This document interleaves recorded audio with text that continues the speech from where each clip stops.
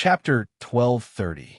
The next moment, the man returned to the corridor and gently put down Su Su and the old man. He did not seem to want to kill them. Shui Songwan was puzzled. She leaped up and stepped on the roofs of the bamboo buildings with her zither in hand. She stood on the other side of the fence and faced the man. However, Shui Songwan knew very well that this was a futile effort. Even if there were 3 of her, she would not be a match for this man.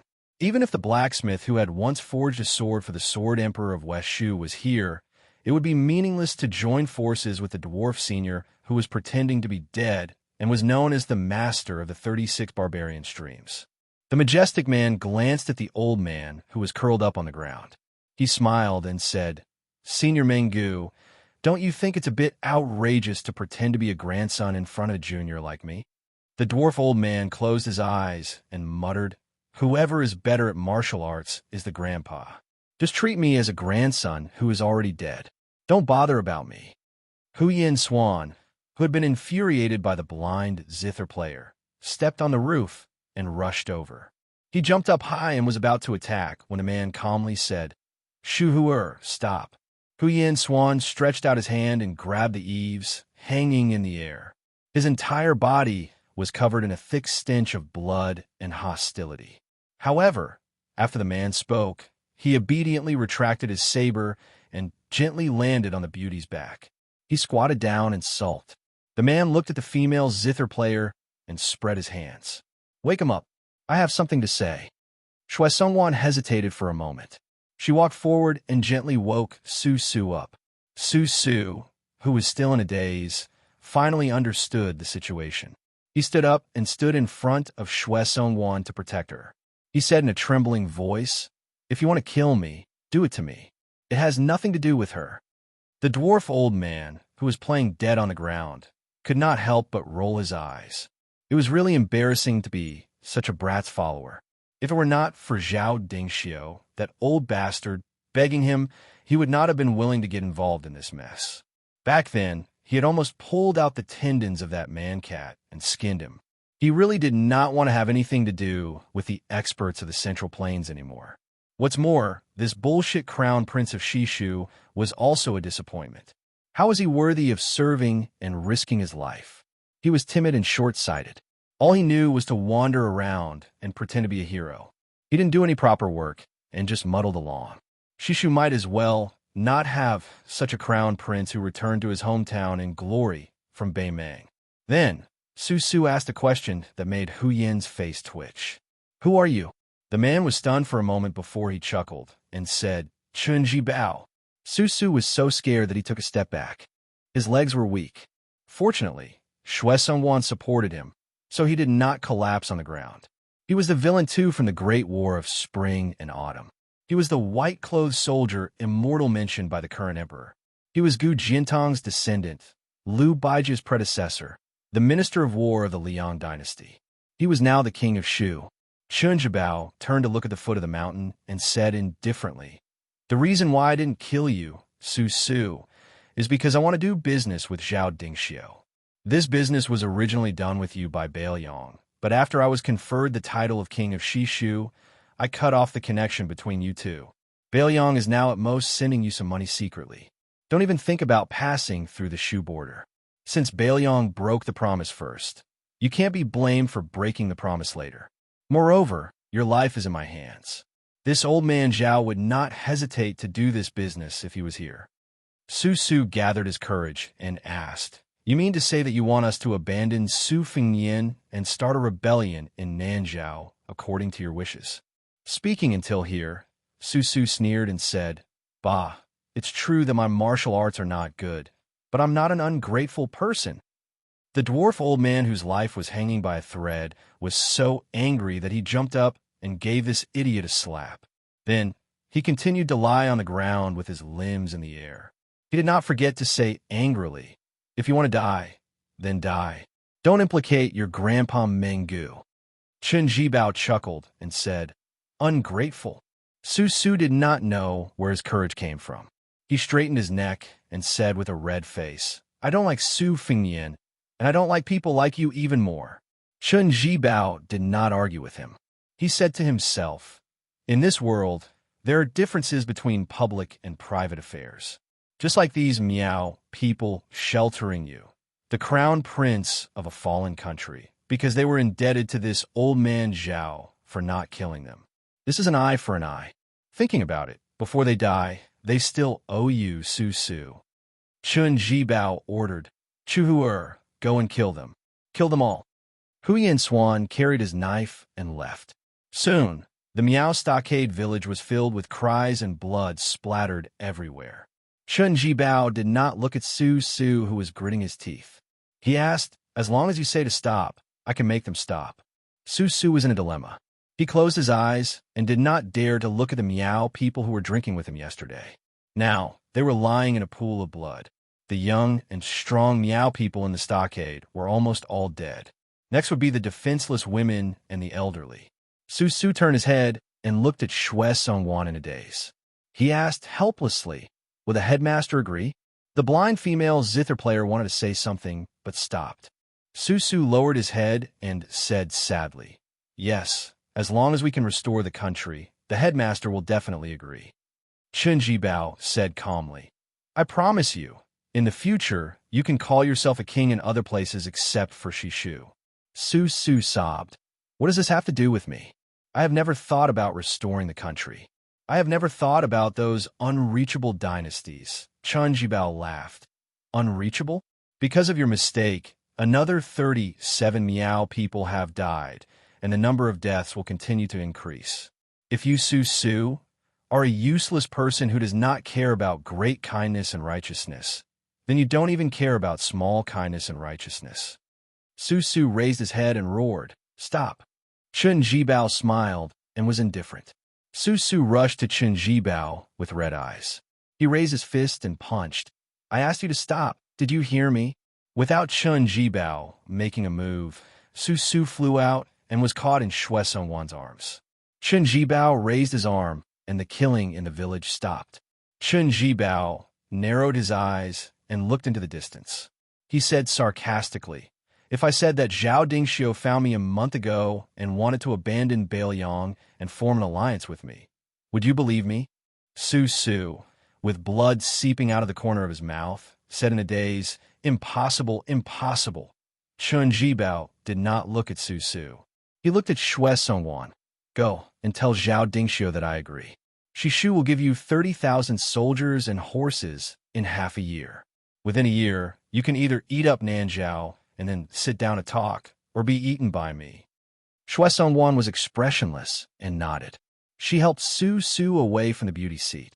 The dwarf old man who had escaped death chuckled and stood up. He patted his butt and was about to leave. But a voice came from behind him. Minggu, when someone accompanied the late emperor on a tour of Shuzhou, you seem to have called him Lame Su when you tried to assassinate him. The old man stopped and did not dare to move. He laughed dryly. I've long forgotten about the past. King of Shu, you are a magnanimous person. Just let me go like a fart, okay? The next moment, Chun Jibao held Meng Gu's head in one hand. The old man's headless body collapsed in the corridor. Chun Jibao threw the head in his hand into the distance and laughed. Chun Jibao, real name, Chun Jibao? What good way to repay kindness. Chapter 1231. The northern Liang of the northwest border had always had the world's fastest saber, the strongest crossbow, the best horse, and the strongest wine. Unfortunately, a few years ago, there had never been a top master here. Hong Shixiang of Wudong had only appeared briefly, and Li Chungang, who had made a comeback, was not a native of the northern Liang. At that time, Chun Jibao and Su Yambing had not even entered the martial arts role. It was not until the new prince of Liang, Su Fengyan, appeared out of nowhere. He first entered the martial arts role, and then killed Wang Xinji in the territory of the northern Liang, that the people of Liang Jianghu believed that the rise of the Fish Dragon Gang was just an impromptu stroke by Su Fengyan. As Su Fengyan showed his outstanding strength in Liang, the Bailiang Frontier Army and the Liang Temple changed the most. It was not the Bailiang Frontier Army or the Liang Temple, but the people in Liangzhou who had personally experienced His Royal Highness's debauchery. For example, the brothels where he had drunk wine, the shops where he had rewarded money, and even the fortune-tellers who dared to call themselves eminent monks when they shaved their heads and called themselves Taoist masters when they put on Taoist robes. They all swore that they had seen the new prince of Liang's talent, especially the brothels where they had received Su Fengnian and Li Hanlin. They couldn't wait to worship the chairs in the rooms where His Royal Highness had slept in. The women who had been lucky enough to accompany these young masters to drink were even more valuable. The only fly in the ointment was that after Su Fengnian became the king of Bailiang, he had not visited any of the brothels in the city. As for the large group of playboys in Liangzhou City who had been beaten by the king of Bailiang, they were all arrogant when they went out. They all thought that they had fought with the most powerful person in the world. Who dared to say that they were from Jianghu in front of them? Could they fight with any of the 10 people in the martial arts list in their lifetime? Although the world had heard that the king of Bailiang had killed old monster Wang, who had dominated Jianghu for 60 years, those were all rumors. No one knew how invincible this new martial emperor was. Therefore, when they heard that the two figures would appear in the elixir seed field in the northeast corner of Liangzhou City, they all rushed to the field. The origin of the elixir seed field had always been the evidence of His Royal Highness' absurd behavior. He spent a lot of money to build it for Jianghu people to compete in martial arts. In Liangzhou City, where every inch of land was expensive, the elixir seed field was 500 feet long and wide. If one looked down at the city from Mount Qingliang, they could clearly see this large piece of empty space. It was said that at that time, His Royal Highness, who was whimsical, had drunk tea in the provincial governor's mansion for half a day in order to promote the construction of the elixir seed field. Only then did the provincial governor have to take the risk of being beheaded and use 400,000 taels of military pay to build the elixir seed field. For so many years, the elixir seed field had been a place for Jianghu people to show off their skills. Not to mention Jianghu experts, even level 2 masters didn't want to go there to show off. Over time, the elixir seed field became a playground for the children from the rich and powerful families. It was very suitable for flying kites and riding bamboo horses. However, this time, it seemed that they were serious. When the Wu family's cavalry was about to die, the king of Bailiang was going to compete with an unknown swordsman who was over 100 years old. Suddenly, there was a commotion. On the way to the elixir seed field, countless rumors were spread. Some said that the unknown swordsman with snow-white eyebrows was the family head of the Wu family sword tomb. Some said that the old swordsman was one of the 4 disciples of Wang Xianxia, who defeated Linya and the groom. Some said that the king of Bailiang agreed to the battle to win a smile from a beauty. As for why he moved the venue from the king's mansion to the elixir seed field, it was because a certain concubine was good at managing her household. She felt that fighting on Mount Qingliang would damage the tide-listening pavilion. Because the old swordsman with long eyebrows and one arm arrived at the elixir seed field first, the king of Bailiang didn't arrive quickly. Instead, he rode an inconspicuous carriage and left slowly. This gave the well-informed citizens enough time to watch the battle. Xianxia, who was the first to arrive at the elixir seed field, stood at the upper left corner of the training ground. His snow-white eyebrows fluttered in the wind. The old man stretched out 2 fingers and stroked one of his eyebrows. He didn't look nervous at all. The old man turned a blind eye to the crowd outside the field. His expression was calm, but he couldn't help but sigh in his heart. He thought that he could resist the urge to fight, but it seemed that he couldn't be as calm as still water after fighting that brat. This was the last battle of his life, and the title of the strongest fighter in the world, no one else but him. It wasn't that Su Fengnian would be stronger than Dong Tai's sword and Tuoba's fists. It was just that Xianxia had been a nobody in Jianghu for more than 100 years. When he was about to die, he felt that there was no harm in ending the battle with a world-famous battle. Regardless of the outcome, it would be good to let the world know that there was once an old man surnamed Sui who had exchanged an arm with Li Chungang and had suffered countless swords. Coincidentally, when the two of them were at daggers drawn, a little girl entered their field of vision and subtly eliminated the thick killing intent that had reached the peak of both sides. Xianxia went with the flow and wanted to fight Su Fengyin to his heart's content in a more conspicuous place. Su Fengyin thought for a while and chose the elixir seed field in the city. Xianxia had no objections. In a carriage, they stared at each other. Su Fengyin's ancient sword, Shu Dao, was placed horizontally on his knees. The future concubine of Bailiang, the head of the literary circle, stared with her eyes wide open. Wang Chudong stared hard at her husband, who she had fallen in love with at first sight. Her small face was overflowing with color. She felt a little guilty and carefully asked, "Did I appear at the wrong time?" Su Fengyin's expression was gentle. He stretched out his hand and rubbed her head. He smiled and said, "You're always a timely rain for me." Wang Chudong tilted her head with a puzzled expression. Su Fengyin explained, "There are too many things to worry about in a life and death battle with Senior Sui at Tide Listening Lake. More or less, my hands and feet are tied." Wang Chudong frowned and waved her fists. She said angrily, "Why do these old Jianghu seniors always like to find you to fight and kill? They don't have any respect for their elders." Su Fengyin couldn't help but laugh. It can't be helped. Even after a few decades, there's still that much of a difference in seniority between us. It's not a year more, not a year less. Su Fengyin reached out his hand to touch the ancient scabbard of the Shu Dao sword and lamented, "In the Jianghu, in the final analysis, it is nothing more than seeking freedom. In addition to that, there is no second place in martial arts, so it is inevitable that there will be fighting and killing. I am considered to be in a good situation." Wang Xinji was even more helpless in those 60 years. There is a scholar with the surname Xie in the capital city who wanted to trap him in the Eastern Sea Martial Emperor city. Wang Xinji himself did not want to leave and could only wait there to be challenged. In more than 60 years, there are close to 1,400 big and small fights. Wang Chudong hesitated for a moment and finally couldn't help but ask softly, "Why didn't you bring Sister Lu out with you?" Su Fengyin was stunned and speechless.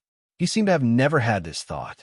He always felt that she should stay in the courtyard on Mount Qingliang, day after day, year after year, treating her respectfully as a guest. Wang Chudong was simple, but she wasn't stupid. Otherwise, she wouldn't have been able to write The First Snow, which was about love between men and women. It was precisely because of her pure heart that she could point out the heart of others. She lowered her head and said, "Does this count as a crying child getting candy?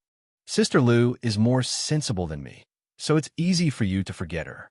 I don't think this is good." Su Fengyin was silent. After Wang Chudong mentioned it, he remembered many trivial things. He seemed to remember that he seemed to have promised to take her around Bailiang.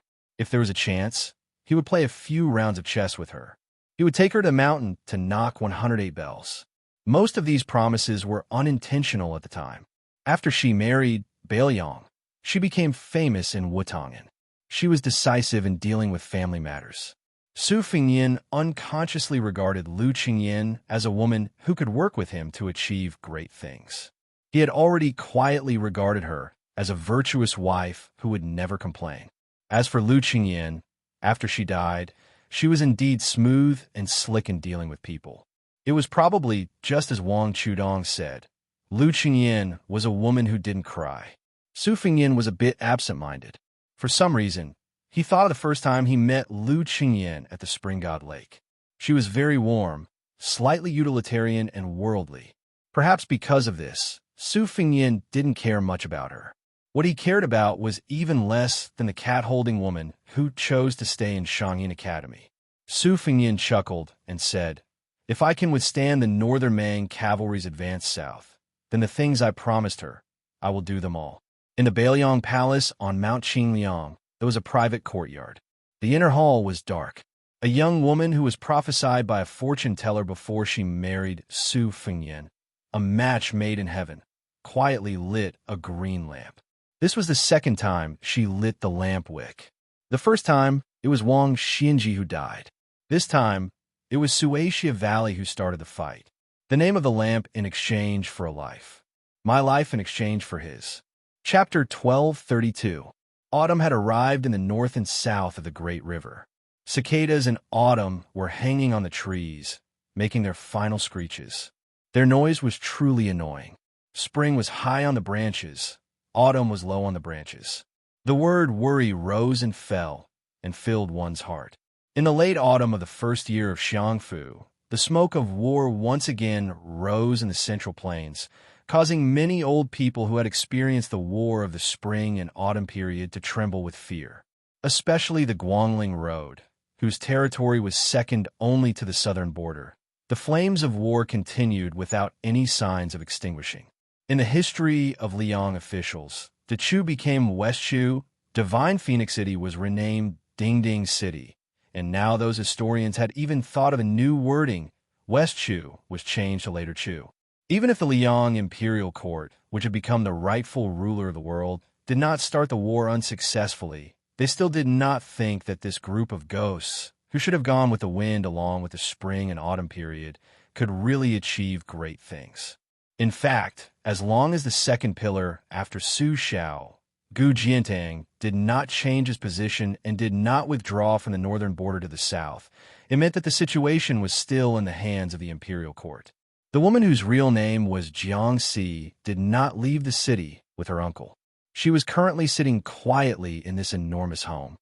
Across the stone table was the Grand Preceptor, Sun Shiji, who was reporting the situation of the Eastern Front to her. She was not absent-minded like when she first entered White Deer Cave. Instead, she seriously listened to every word, but she did not make a sound. She did not even think of using her status to criticize the military affairs of the country. Chao Changqing personally came to the Guangling River and oversaw the Navy flagship, together with the young General Ko Jianghuai, one on the water and one on the land. The spearhead was directed at the spring snow building of the Prince of Guangling, Zhao Yi. Jiangxi was already used to listening to reports of victory. First, it was the fledgling Pei Sui who joined hands with Xie. Not only did they defend the important town, they also took advantage of the situation and nailed the 40,000 old soldiers of Jinan, led by Yang Shunxing, who had underestimated the enemy, firmly in Qingyang Basin. This was only the first round of the strategy to lure the enemy. Xie very quickly fought a tough battle. Yin Jinchuan's 30,000 elite cavalry of the Yin family were completely annihilated. At the same time, Ko Jianghuai took advantage of the situation and headed east. His military achievements were only slightly inferior to Xie's. He led Zhao Yi's troops by the nose, as if he was taking a stroll on the street. One was moving, one was still. The changes in movement and stillness, the combination of strange and normal, were completely out of Li Yang's expectations.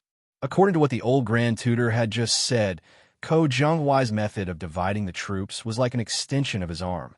He had already beaten Zhao Yi's western defensive line like a sieve. The three armies had a total of 60,000 soldiers, and they were separately holed up in Jiaozhuang County, Starport City, and Fire Date Mountain. In addition, the Dechu Navy had greatly intimidated the main force of Zhao Yi's rear, so they did not dare to rashly enter the Western Front to fill in the holes. The initiative was completely grasped in the hands of Ko Jianghuai. What was left was to see which place this young general would attack first. In the eyes of outsiders, Ko Jianghuai was rather self-respecting with his troops. He had never reported his intentions to the imperial palace and rarely even consulted with Chao Changqing, who was close by. Regarding this matter, Dechu's 3 provinces and 6 ministries were not without criticism. There were already people who suggested that Xie Shibian, who was more steady in using troops, should be transferred to the Eastern Front, and then the unruly and difficult-to-tame Ko Jianghuai should be transferred to the Western Front. In Dechu's imperial court, the Duke of Huainan Zhao Ying, the King of Jing and Zhao Sun, and the other vassal kings of Liang, added together, regardless of whether it was numbers or battle prowess, they could not compare to Zhao Yi, who dared to contend with Beiliang for the #1 army in the world. For this reason, the old man of the Ko family, trembling with fear, took the initiative to come to the imperial palace 2 days ago to present a bramble and ask for punishment. Jiang and I had no choice but to placate him with kind words. She clearly remembered that old imperial tutor son was clearly an old friend of the Ko family, yet he still fiercely beat the nearly 80-year-old old man of the Ko family to the side. At that time, Jiang and I watched the back of the old man kneeling on the ground after he stood up and turned around, soaked in sweat. She then thought of the imperial court, where even she could see that some of the officials of the 3 provinces and 6 ministries were already beginning to struggle for power. Without her uncle by her side to act as her backbone, she immediately felt a strong sense of powerlessness. The old Grand Preceptor, who seemed to be in good spirits, drank a mouthful of tea to quench his thirst. After he put down the cup, he smiled and said, "This old official knows a little about military affairs, so I don't dare to recklessly guess Ko Jianghuai's next move. However, this old official thinks that as long as we can defeat any one of the 3 prefectures in Zhuangzhuang County, Zhao Yi's lucky general, Song Li, will definitely be hard-pressed from the very beginning." Sun Shiji thought for a moment, dipped his finger into the tea, and tapped 3 points on the stone table. At the beginning of summer, Old Ko brought Ko Jianghuai to visit us and listen to this young man's opinions. They were all things that had never been mentioned or written in the ancient books. He said that in the future, wars would gradually be inclined to be fought in the wild, and the share of sieges and strongholds would gradually decrease. In short, war is about slowly expanding the overall situation of a country, and nothing more than the essence of the 3 words: point, line, and surface. Ko Jianghuai said that he valued the line more than anyone else, and that his troops and horses would definitely be the best at rapid transfer and long-distance rates. In this way, even if the overall strength of his side was inferior to the enemy's, at certain critical moments, he would be able to bully the enemy with numbers. He would not fight for meaningless victories, but only seek to defeat the enemy's single large number of elite troops and horses. The old Grand Preceptor was in a good mood. He said, at first this old official thought that Ko Jianghuai, who had made a name for himself in the Shangyin Academy, was bullying this old official and showing off his knowledge on paper. Now that I think about it carefully, I think that Ko Jianghuai is indeed confident. Sun Shiji smiled and said, I heard that the Spring Snow Building has already issued a death order to Lu Luya at the Fire Date Mountain of the Wuxia Fortress. Once the Fire Date is lost, all the generals above the rank of commandant will have to obediently bring their heads to Zhao, even if they manage to escape alive. Chapter 1233. At this point, the old man seemed to have thought of something. He sighed. I also remember something Xie Shibian said. Attacking and defending the enemy is actually attacking the heart. It depends on who can grasp the mentality and the general situation. This makes me have no choice but to mention that Chun Jibao. This person is known as the White-Clothed War Saint because, other than being skilled at the pinnacle of generals and soldiers, he especially likes to analyze other people's thoughts. In this way, Xie Shibian and Ko Jianghuai are like Chun Jibao's brilliant disciples, each with their own strengths. Of course, as the war progresses, their potential will be excavated even more. As for how high they can reach, it will largely depend on whether or not the civil officials who participate in the court assembly every day drag them down. A eunuch quickly walked into the courtyard and bent over to hand over a 600 Li urgent military intelligence report. Then, he bowed and retreated. From beginning to end, he didn't say a word, nor did he show any elaborate etiquette. Sun Shiji, who was used to this, opened the report and saw that it was sent by Chao Chongqing. The old man's face was beaming with joy. He looked at the princess and said with a face full of joy, This Ko Jianghuai is determined to show his strength to this old official who has been gossiping. In addition to Chongqing's words, I reckon that in the short term, no one will dare to say anything in the court assembly. Your Highness, look, Song Li clearly wants to take a risk and use the red ditch in front of Fire Date Mountain as bait. He wants to catch Ko Jianghuai, this big fish that appears and disappears like a ghost. At the same time, he wants to use his personal army to go around Red Date Mountain. I think this general would never have thought that Ko Jianghuai would take the bait. However, Song Li still didn't have the opportunity to raise his rod. In 3 hours, Ko Jianghuai only used 3 hours to completely wipe out the 4,000 people at Red Ditch. After eating the bait with lightning speed, he quickly retreated 80 li. By the time Song Li, whose marching speed was fast enough, arrived at Red Ditch, it would already be too late. Sun Shiji laughed heartily. It's not that this is a big battle, but it's really satisfying to see Song Li suffer as soon as he takes office. This is no different from adding fuel to the fire for spring snowbuilding. As for Ko Jianghuai, it was killing 3 birds with 1 stone. He suppressed Song Li's arrogance and took down Red Gutter's forces. At the same time, he also made us speechless. It was no wonder that Chongqing added a sentence in the spy report. The eastern line belongs to Ko, the northern line belongs to Xia. The 2 of them can deploy troops and do as they please. Do as you please, Jiang and I asked softly. Isn't the commander of the southern expedition, Lu Xianxia, a famous general from the spring and autumn period? There is also the dragon General Su Gong, who is also praised by Uncle for being both intelligent and courageous. Why didn't Li Yang use any of them? Moreover, we have Xie Shibian and Ko Jianghuai on our side. Doesn't the enemy camp have such young generals? The old man restrained his smile and patiently said, this is like the Chinese chess that Huang Sanjia invented. On our side, to choose generals and soldiers are clearly spaced apart. They each have their own duties. Those who should break the enemy lines, break the enemy lines. And those who should lead the troops, lead the troops. However, on the other side of the border, in the Liang imperial court, the Zhao family's Wang is known to have all the talents in the world. The Zhao family's son has too many people that he can use, and they are densely packed together.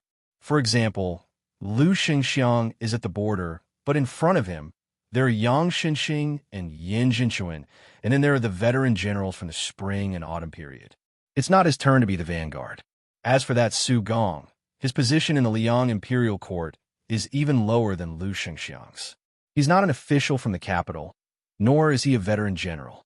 If he wants to lead an army, he first needs to carve out a path of blood in his own camp. Jiang and I sighed. Listening to the waves of cicadas, she was unable to disguise her annoyance. The old man smiled. He raised his head to look at the evergreen trees that were still green and gloomy in autumn. Then he stood and casually said something before leaving. The sound of cicadas adds to one's worries. Of course, it's worry that one's intestines are broken. Jiang and I was in a daze and muttered to herself.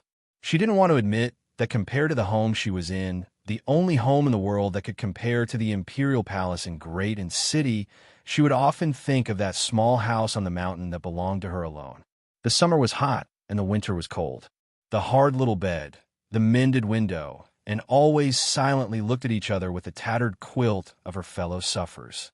During those years there was not a single word of flattery, only cold words from the odd job workers and maidservants. However, that malice was displayed on everyone's face. She could see and recognize it. Although she hated it, she never felt uncertain in her heart. She didn't need to think about the scheming behind those respectful and solemn faces like now. She didn't need to shoulder the burden on her own shoulders. Occasionally, she would return to the thatched cottage on Wudong Mountain in her dreams. She would dream that she was taking care of the small vegetable garden that was always full of green.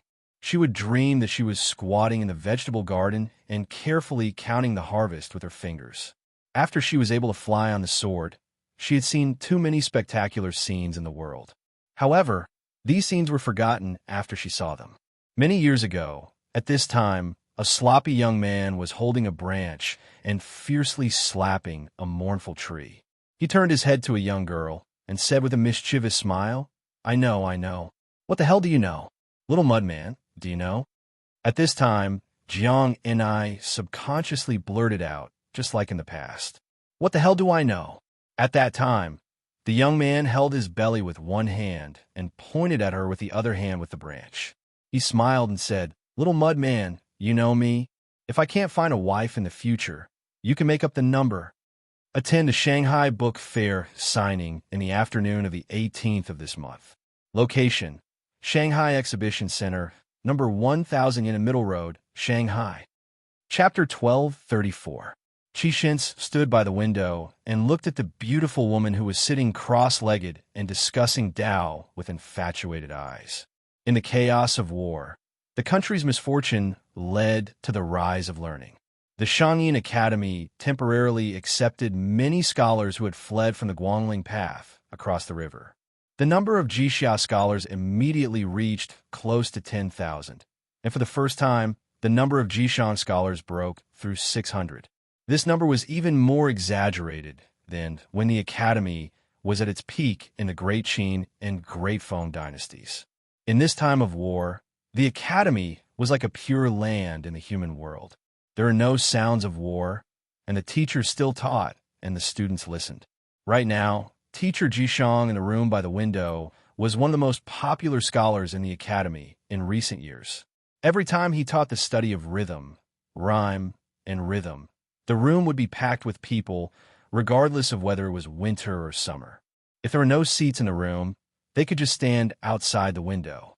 For example, Xianxia was surrounded by many students who were either listening to the lecture or looking at the person. Xianxia was the eldest grandson of the Qi family after all, and he was also a famous figure in Xianxia Academy. When he came outside the window, many students who were close to him had no choice but to quietly give up their seats. Xianxia looked at this plump and beautiful woman who even many of the younger generation had to respectfully address as Master Fish. For some reason, he thought back to last year's midwinter evening, when that white-haired youngster whose name Xianxia didn't know paid a private visit to the Academy's Buddha's Palm Lake, the two of them having an undercurrent of conflict. Xianxia didn't have a chance to draw that exquisite sword from his waist, one of the 12 famed swords of Dong Yue's sword pool. Afterwards, when he gradually guessed that person's identity, as well as that fellow's various deeds that spread through the academy, Xianxia had a period of time where he felt disheartened. However, he soon pulled himself together. As Northern Mang's army of 1,000,000 pressed into the northwest, as well as the banner with the character Jiang raised high above Guangling Road, Xianxia became more and more complacent. In the past, his grades in the academy had always been outstanding, second only to Su Weisheng, second only to Ko Jianghuai, second only to Ko Jianghuai in the study of the sword. Since Ko Jianghuai could make a name for himself, Xianxia's family background and knowledge didn't lose to Ko Jianghuai's, so why would he have to worry about not being able to seize the opportunity to rise up in this chaotic world, becoming the person who revived his family? Inside the room, the woman who was narrating the musical principles of the past dynasties wore a stone-green robe wrapped in a light red brocade and a jade belt tied around her waist. Although she was sitting cross-legged, one could still clearly see her graceful figure. From head to toe, her charm was like flowing spring water, breathtaking and never tiring of looking at her 100 times. Beside her was a small incense burner. It was unique, using goose pear to steam agarwood incense. It was both smokeless and refreshing. The room was filled with mist. As teacher Ji Shang, she was able to sit alone under the wall, as if she had fallen into the clouds and mist. She was absent-minded like a goddess. Hanging from the wall were a dozen or so scrolls that had yet to be opened. Beside her stood a little girl with pigtails. In Xianxia Academy, she was the leader of the children. Her nickname was Little Wooden Fish. Her parents were both teachers of the academy. They had once been illustrious nobles of Northern Han. However, during the chaotic times of the spring and autumn period, their family of 3 lived in poverty. Little Wooden Fish's father could be considered half a disciple of Grand Chancellor Wang, who had betrayed the academy. For some unknown reason, he did not follow Grand Chancellor Wang to Beiyang. Instead, he gave up the glory, splendor, and wealth that was at his fingertips. He continued to be an embarrassed teacher in the academy, depressed and unable to achieve his goals. This was probably the so-called contentment of poverty and happiness. Xianxia was different from those students who had ulterior motives. He was truly listening attentively to Master Yu's teachings and explanations. This summer, she had engraved a book, The Rhyme of the Golden Lotus, which had received praise from Grand Chancellor Qi, who had not yet left the mountain and entered the capital. He personally wrote a preface for the book, which was sold out on the same day. This book was divided into 2 volumes. In total, there were no more than 36 words, yet it was all-encompassing. Many of the sentences had already spread throughout the academy. For example, when explaining the character for East, there was a line, "A woman's slender eyebrows are like a crescent moon. A man's vigor is like a 10,000 zhang long rainbow." When explaining the character for Loyalty, there was a line, "Emperor Qin's great military uniform is bestowed with the 3-foot sword of peace." However, what made Qi Shin's grandfather sigh with emotion the most was when explaining the character for Jiang, 1,000 mountains against 10,000 rivers, one's homeland against another. Furthermore, Master Yu's original exegesis, primary school, had sorted out the changes in musical temperament since the Sanskrit of the western regions had entered the Central Plains. His grandfather originally had some objections to his grandson, whom he had high hopes for, being unable to let go of a downtrodden woman. Recently, he had loosened up a bit. He still did not agree, but he also did not object. Inside the room, Master Yu was explaining the military war songs of various dynasties and generations. The goat horn girl was in charge of opening the scrolls. Each scroll had a vigorous or sorrowful lyric written on it. Only 2 armies in the current era had received this honor. One was the Beimang South Courtyard's Dong Army, led by King Dongzhuo. The other was the Bailiang Frontier Army's Bailiang Song. Qi Shin's could clearly feel Master Yu's joy and depression when she was explaining the Bailiang Song. Qi Shin's had been traveling among flowers for many years without being attached to a single leaf. How could he not understand the principle that it was easy to pick up when one's love was shallow, but difficult to let go when one's love was deep? However, Qi Shin's did not think that the woman he loved was really hopelessly in love with the young man who had visited the school. Otherwise, why didn't she follow him back to Bailiang? Why did she stay alone in the Xianxia Academy? As the lesson was coming to an end, a fat white cat appeared out of nowhere. It was as popular as its owner in the Xianxia Academy. Although it was charmingly naive, it was actually very cunning. Many of Mr. Jishang's meals were taken away by it. Lu Zhen, who was teaching Wang Ba at the school, had a big white crane. He loved it so much that he even nicknamed it Crane Wife. However, in the past half a year, the white cat had scratched off many feathers. Lu Zhen had cried to Master Yu many times because of this. In the end, he had no choice but to give up the plum forest and move to the most remote place in the Xianxia Academy. Only then was he able to escape from the claws of the white cat, Wu Meinyang. The white cat pounced into Master Yu's embrace, causing all of the scholars to silently drool. Those who were brave didn't look sideways, their minds swaying, while those who were timid quietly shifted their gazes, afraid that they would blush. Everyone knew that Master Yu's mother was the sword attendant of the late emperor of West Chu. Her sword dance was one of the 4 masters of the Chu dynasty. It was as famous as Yi Baikui's art of war, Li Qin's chess skills, and Wang Qing's poetry. It was said that Master Yu had inherited her mother's sword dance. Moreover, the scholars were not blind.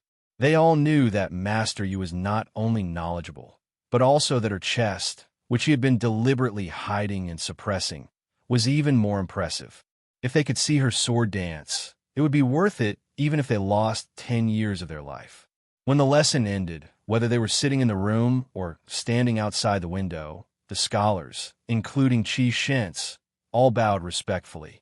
Master Yu bowed her head slightly in return, and then had the scholars leave the room first. She put down the white cat, Wu Meinyang, who had been sleeping lazily in her arms, and helped the goat horn girl put away the scrolls hanging on the wall. At this time, Qi Shin's went against the flow and came into the room. He quietly watched her stand on tiptoe to pick up the scrolls. When she stretched her waist and raised her arms, he followed her line of sight. Her waist was extremely slender because of the jade belt, and some parts of her body were extremely full. Qi Shin's was very tempted and smiled slightly. Scholars did not like flatness when looking at mountains, and it was even more so when admiring women. She, who had already used her real name, Yu Xuanji, did not pay attention to Qi Shin's. She lowered her head to look at the little wooden fish who had volunteered to carry the large pile of scrolls. She rubbed the little girl's head and smiled gently. "Can you carry it?" This goat-horned girl, who was more competitive than boys among her peers, nodded vigorously. She glanced out of the corner of her eye at Xianxia, the first young master of the Qi family, who she had always disliked. She pouted at Sister Yu, then rolled her eyes and ran out of the room. She, who had used the name Yu Wei in Baoyang, looked at Xianxia with an indifferent expression and asked, "What is it?" Xianxia smiled and said, "Just saying goodbye before leaving." Yu Wei made an "oh" sound and did not say anything else. Clearly, she meant that their relationship was normal. If he wanted to leave, she would not ask him to stay or send him off. Xianxia hesitated and did not have the intention to turn and leave. Instead, he sat behind the short yellow rosewood table that could be seen everywhere in Shangyin Academy, like a student asking for guidance from his teacher.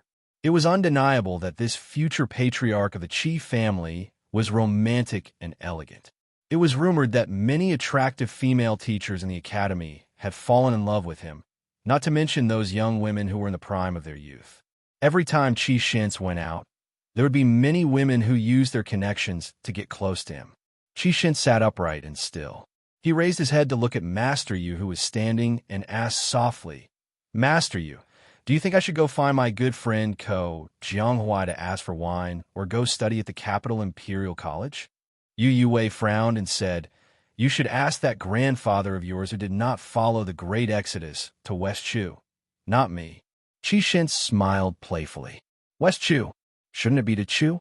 All right, I already know the answer. This one will go to Great Peace City now." Yu Wei smiled coldly, but did not speak. Xianxia slowly stood up and looked straight at this woman who rejected all men. He said in a gentle voice, "Xuanji, can you wait for me for 3 years? In 3 years, I will definitely be famous. Everyone in the court will know of me, Xianxia, as well as Ko Jianghua." Yu Wei actually smiled. This was a scene that Xianxia had never seen before. Just when Xianxia thought he had a chance, Yu Wei looked out the window and said calmly, "So what if you were Ko Jianghua? Even if you're the great official Chao Chongqing, so what? Is he very powerful?" Yu Wei smiled strangely and asked again, "Is he really very powerful? Is he the #1 in the world?" Xianxia immediately felt a chill run through his body, as if he had fallen into an icy cavern. In terms of family background and fame, Xianxia really could not match up to that person. The hereditary king of Baoyang, who had 300,000 cavalry in the world. The person who had reached the top of the martial evaluation and made Li Yang and Bei Meng bow to him. Chapter 1235. Xianxia quickly recovered from his dejection and shook his head. His eyes were resolute as he said, "It's not the same. I will climb up step by step from an ordinary pawn." Yu Wei seemed to have heard the funniest joke in the world. She wanted nothing more than to burst into laughter. She waved her hand and said mockingly, "Don't say any more. I'll laugh myself to death. Xianxia, I won't hold you back from making contributions on the battlefield." Xianxia didn't get angry. He asked, "Before I leave, I want to know what's so funny. It's better to enjoy it together than to enjoy it alone." Yu Wei stretched out her hand. It was clear that she wanted him to leave. Xianxia lived up to his reputation as the Qi family's pillar. He had a decisive personality and didn't make any loathsome one-sided love. He strode out of the room. Yu Wei waited until he was far away before crouching down and picking up Wu Meinyang. She looked at it with a smile in her eyes. Someone once told a joke. He said that the tortoise and the rabbit ran away one after the other. In reality, the rabbit would never be able to catch up to the tortoise in its entire life. He called this a paradox, and even used a wine cup and chopsticks to explain it for a long time. However, I still think it's twisted logic and a joke. Wu Meinyang, don't you think so? She pressed her cheek against the white cat's head. Her eyes were sorrowful as she said softly, "Wu Meinyang, is it because no one bullies you that you feel lonely?" Yu Wei slowly closed her eyes. A person lives here, but their heart dies there. Isn't that a paradox? After putting down the painting scroll, the little wooden fish bounced back to the door. When it saw Yu Wei crouching on the ground with a face full of tears, it immediately flew into a rage. It quickly ran over to Yu Wei and crouched down. It said angrily, Big Sister Yu, did that lecher surname Qi bully you? I'll kick him to death right now." Yu Yue opened her eyes. She was a bit helpless. She smiled gently and said no. The goat horn girl was a bit doubtful. Really? Yu Yue nodded. The little girl waved her fist and said, Sister Yu, didn't you secretly tell me that guy was the master who defeated old Immortal Wang? Humph. Last time he said that my fist technique was invincible and my leg technique was unparalleled. Then, the little girl asked timidly, Sister Yu, why are you crying? Yu Yue blushed as a child, caught her losing her composure. She prevaricated, It's just a sad scene. Only then did the sheep-horn girl let out a mischievous laugh. Hey, big sister fish, I'm going to study medicine right now. Yu Yue was confused and asked why. The little girl chuckled and said, Okay, I'll help sister you make a medicine for regret. Yu Yue was stunned. When she came back to her senses, she pinched the little wooden fish's rosy cheeks. When you grow up, you will know that there are some things that you should regret. The little girl made a face and said, Then I don't want to grow up. If I regret it every day, my heart will ache. Yu Yue smiled and stood up.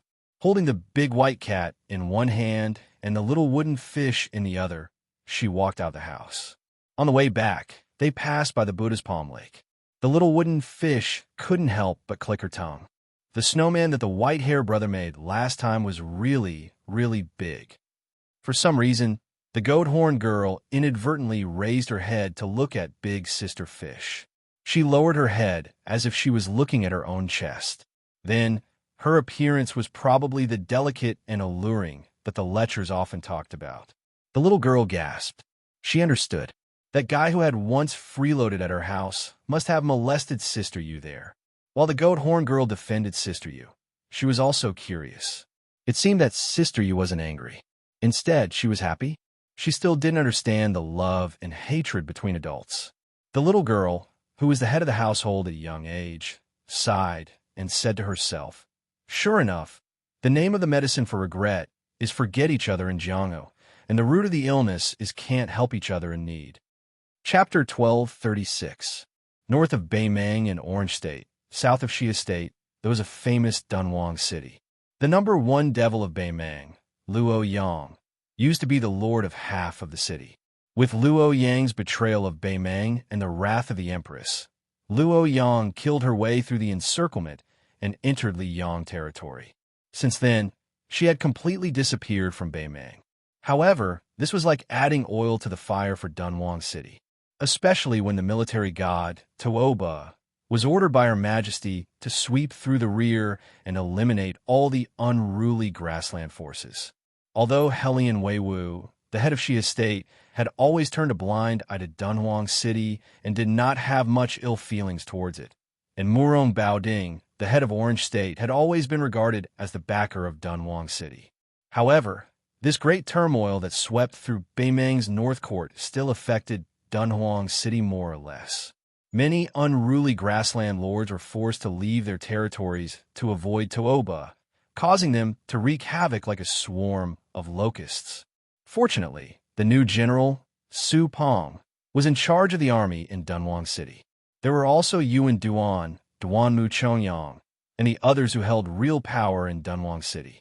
The people in the city felt that as long as Dunhuang City did not raise its flag and rebel, Dunhuang City would not be so weak even if some unruly grassland forces wanted to take over the city. However, what made the people in Dunhuang City feel the most uneasy was the beautiful city lord. After quelling the bloody rebellion in the city, she disappeared. She had disappeared for more than half a year. At that time, not only were the ordinary nobles in the city unable to see her, even the old officials of the Yuan family and the Duanmu family could not see her. It was not until this year's summer that she leisurely returned to Dunhuang City. During this period of time, there was a great deal of discussion. The entire city was filled with rumors and slanders, and all sorts of rumors flew about. Some said that this northern Mang's little empress had been lusted over by Murong Baoding's beauty and had been kidnapped. There were also some that said that she had been summoned into the imperial tent by the empress, and that she had been acknowledged as her niece. In any case, there were all sorts of bizarre rumors. Fortunately, the city lord disappeared for more than half a year and took back power from Su Pong. who had become a general overnight. Inside the giant Immortal Palace, there was an inconspicuous Qing foam courtyard. It was filled with plantains. For some reason, it had always been a forbidden area. What was even stranger was that this place could not be said to be heavily guarded. On the contrary, the Golden Guards of Dunhuang City had never stepped into this place to patrol. It was like a cold palace. At this moment, General Su Pong, who was rumored to be intolerable with the city lord, was sitting on a stone bench in the courtyard. Other than the mistress of Dunhuang sitting opposite him, there was not even a palace maid. Su Pong, or rather, Su Pu, who had held the power of the cavalry together with the king of Beiliang's brother-in-law, Wuxia, was giving her a detailed report of the latest battle situation on the border of Liangmang. The southern court of Beimang's 3 elite cavalry armies had separately invaded Liangmang and Luzhou. However, the thunder was big, but the rain was small. Apart from the cavalry army that invaded Luzhou, the two armies faced each other for a moment and then retreated without a fight. There was no news of the troops and horses that had rushed to Liangmang and Luzhou.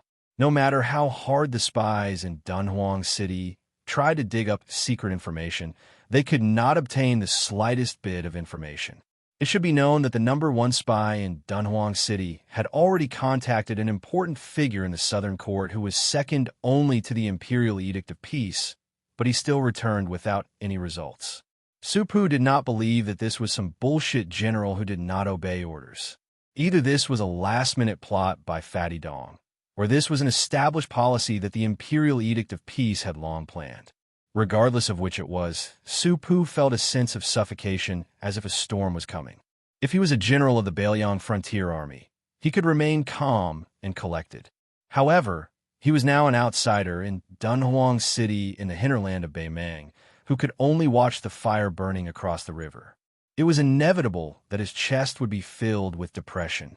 That woman was not only a first-rate maidservant of Beiliang Palace's Wutangan, but also a loyalist of His Royal Highness.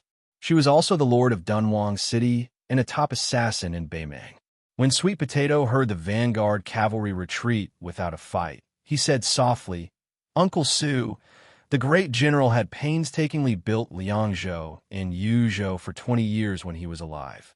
With the old General Yan Wanluan guarding Yuzhou, Chu Lushan is personally overseeing the northern pass of Liangzhou. Dongzhuo wants to attack Liuzhou first, and Beimang wants to use Liuzhou as a breakthrough point. Our Beiliang wants to use Liuzhou as bait. Both sides have their own goals. In the end, it seems like it depends on whether the terrain wins or the people win." Su Pu said calmly, "If Beimang is determined to fight to the death with Liuzhou, Liuzhou, which has no city to defend, will definitely not be able to defend. The key is how much meat will be cut off from Liangmang in this slaughterhouse.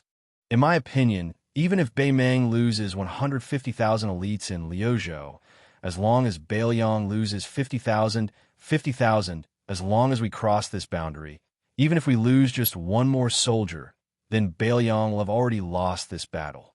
Defending the northwest of Liangzhou and defending the north of Yuzhou is just to buy time for Liang. Beiliang, Beimang, and Liang are 3 pillars. Liang can afford to waste the most time and national strength. Beimang is close behind, and Beiliang is the most stretched." Sweet Potato said worriedly, "The 30,000 Longxiang army is all in Liuzhou." Su Pu said sadly, "This is actually His Highness declaring his position to the Beiliang people. If we defend the country and fight to the death at the border, when we lose, there will definitely be someone surnamed Su among the dead." Sweet Potato asked, "Is it worth it?" Su Pu did not answer. Sweet Potato asked, and answered his own question, "There are many things that cannot be said whether it is worth it or not."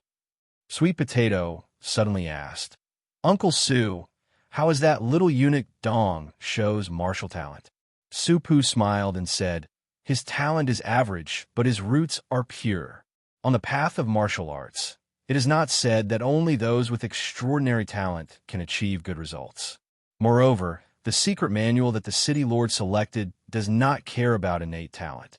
It only cares about the accumulation of time." Sweet Potato bit his lips and said regretfully, It is not that there are no shortcuts to martial arts that can achieve instant results. It is just that they are not suitable for this simple and honest youth. However, I will not be at ease with an intelligent martial arts prodigy. Supu nodded and also sighed. It is difficult to be satisfied with people, and it is difficult to do things as you wish. Sweet Potato looked at the sky. Supu gently got up and prepared to leave the courtyard. Sweet Potato smiled and asked, Uncle Sue, I still have a few jars of green ant wine here. Why don't you take it back and drink it? Supu looked at the tightly shut door with a gratified expression, then laughed and said, The knot in my heart has been untied. There is no need to drink. Sweet Potato watched Supu leave, then turned and walked into the house. He opened the door and quickly closed it. All the tables and chairs in the house were wrapped in cotton cloth, and there was also an exquisite cradle that seemed to be used for sleeping children. She tiptoed towards the cradle. The smile on her face was warmer than ever. She squatted in front of the cradle and called out softly, My little sweet potato, grow up quickly, then go and give your father a big scare. Chapter 12:37. Jianghu is bustling. Mount Hui suddenly sends out hundreds of invitations to the entire Jianghu world, inviting all the heroes in the world to go to the towering moonless tower on the snowy plateau. Almost no one doubts or sneers at this, because the newly emerged Mount Huizi's fist may not be big, but it is definitely hard enough. Legend has it that she was once the guest of the new King Liang, and then they parted ways.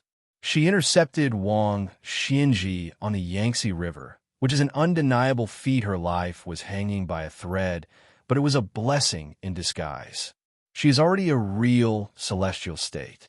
God knows if she will become a terrestrial immortal after the closed-door training.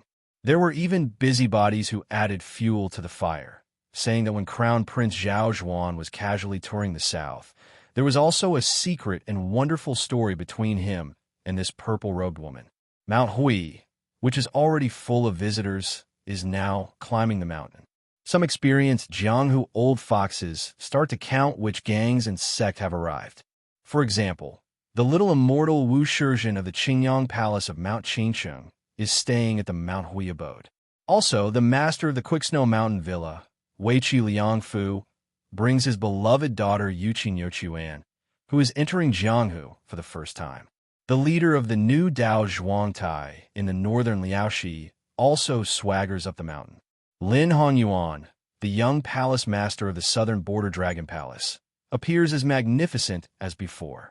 There is also the new owner of the Spring Invitation Cottage in Shishu, who is also the winner of the Rouge Beauty Award. Thank you. When she appears, she is regarded as a celestial by countless men. However, when they think of her inextricable relationship with the king of Shu, Chun Jibao, no one dares to make trouble. Mount Longhu has been neighbors with Mount Hui for hundreds of years. The new Taoist master Zhao Ningxian personally comes out of the Taoist master mansion to visit the snowy plateau. Usually, it was as difficult as ascending to the heavens to bump into one of these elusive big shots in Jianghu. Now that they had appeared one after another, it was a feast for the eyes of the onlookers who were not qualified to be honored guests of the moonless brothel. They only felt that the travel expenses they had spent on this trip to Mount Hui were not a problem. In addition to the new top 10 gangs like Mount Longhu, the Spring Invitation Cottage, and the Quicksnow Mountain Villa, there are many old Jianghu sects that can be regarded as leaders in the provinces and counties. There are also the Beggar Sect and Chao Gang, which are rich but like to pretend to be poor. After receiving the hero's invitation, they also send their most important leaders to Mount Hui. They're either leisurely climbing the mountain to enjoy the scenery or are on the way here. There are also a lot of Jianghu individual immortals who are all proud of receiving a hero's invitation. For example, Fan Song, who is known as the Central Plains swordsman in Jianghu, is 90 years old and half of his body is in the ground, but he still has to grit his teeth and risk his life to rush to Mount Hui. As for those who had just entered the Jianghu for a few years but had already made a name for themselves, they were even more ambitious and in high spirits. They wore the best clothes, rode the best horses, and carried the best weapons. Those who were handsome were as elegant as a jade tree in the wind. Those who were born inferior in terms of appearance were at least able to attract attention. Compared to those who had been in the Jianghu for a long time, they knew the principle of relying on clothes when going out to meet outsiders. This made some of the older seniors sigh with emotion. They were indeed worthy of being called the younger generation, pushing the older generation forward. Even if the older generation did not die, they would be half dead on the beach. Interestingly, there are very few women who have received the hero's invitation this time. Those who have made a name for themselves in Jianghu can be counted with one's fingers. However, even if Mount Hui does not invite them, it does not mean that they are willing to miss this rare Jianghu event. Those who have strong connections will go hand in hand with the big sections. For the time being, those who have not made a name for themselves in front of the sect leaders and sect leaders will not lose face. In any case, they will shout at some of their admirers who are willing to pay for them. Most of these women are not ordinary, either openly or secretly competing with each other for beauty. Unknowingly, they have added countless topics of conversation in Mount Hui. It is one thing to join in the fun and visit Mount Hui to see the immortals, but finding a place to sleep is a real problem. In the surrounding counties, towns, and villages, as long as there is a place for people to live, it is crowded. Not to mention the inns, even the houses of the inns are opened with money. Nowadays, the neighbors around Mount Hui are busy arguing every day about who has more Jianghu experts. For a time, all kinds of people are mixed in here. It is not that there are no criminals or people who want to fish in troubled waters, but they are all expelled or even killed on the spot by the foreign official of Mount Hui who is in charge of patrolling outside the mountain. During this period, there are few people who have crossed the river and disregarded the law. In the end, the great foreign official Huang Fangfua personally killed them. After that, from the county magistrate to the prefectural governor, there is no one to collect the corpse. This is the first time that Jianghu has seen the hidden power of Mount Hui. Thousands of people in the martial arts world racked their brains, wanting to reach even higher places in Mount Hui. Even if they were able to show their faces at the sword comprehension stele, it would be a great fortune. Perhaps being in Jianghu was a journey to climb high and look far. Some people stop at the foot of the mountain, some people struggle to reach the waist of the mountain, and then they can only look at the backs of the people. As the lucky people climb higher and higher, there are fewer people at the top, until they are qualified to be secretly happy, but on the surface, they say that it is lonely at the top. Even though there were still 3 days before the start of the martial arts tournament, there were still plenty of tourists. The paths leading up to the mountain were already packed with people. Those who were impatient had already started cursing, and there were also a lot of children crying among them. At the foot of Mount Hui, many tea houses and wine stalls have been temporarily set up for tourists to rest. Not far away is the ferry port, and no less than 100 ships of various sizes go back and forth between Mount Hui and Mount Longhu. Inside the tea houses and wine stalls, there are many people talking loudly. Among them, there's a well-dressed guest who is commenting on the heroes of the world who have passed away with the river. Every time he calls out a name, he will drink a cup of wine. The people named by this person are Wudong's Wang Zhongluo and Hong Shixiang. The sword maniac Wang Xiaoping who will not back down even if he dies. The Catman Han Xianxia who is invincible below the land immortal.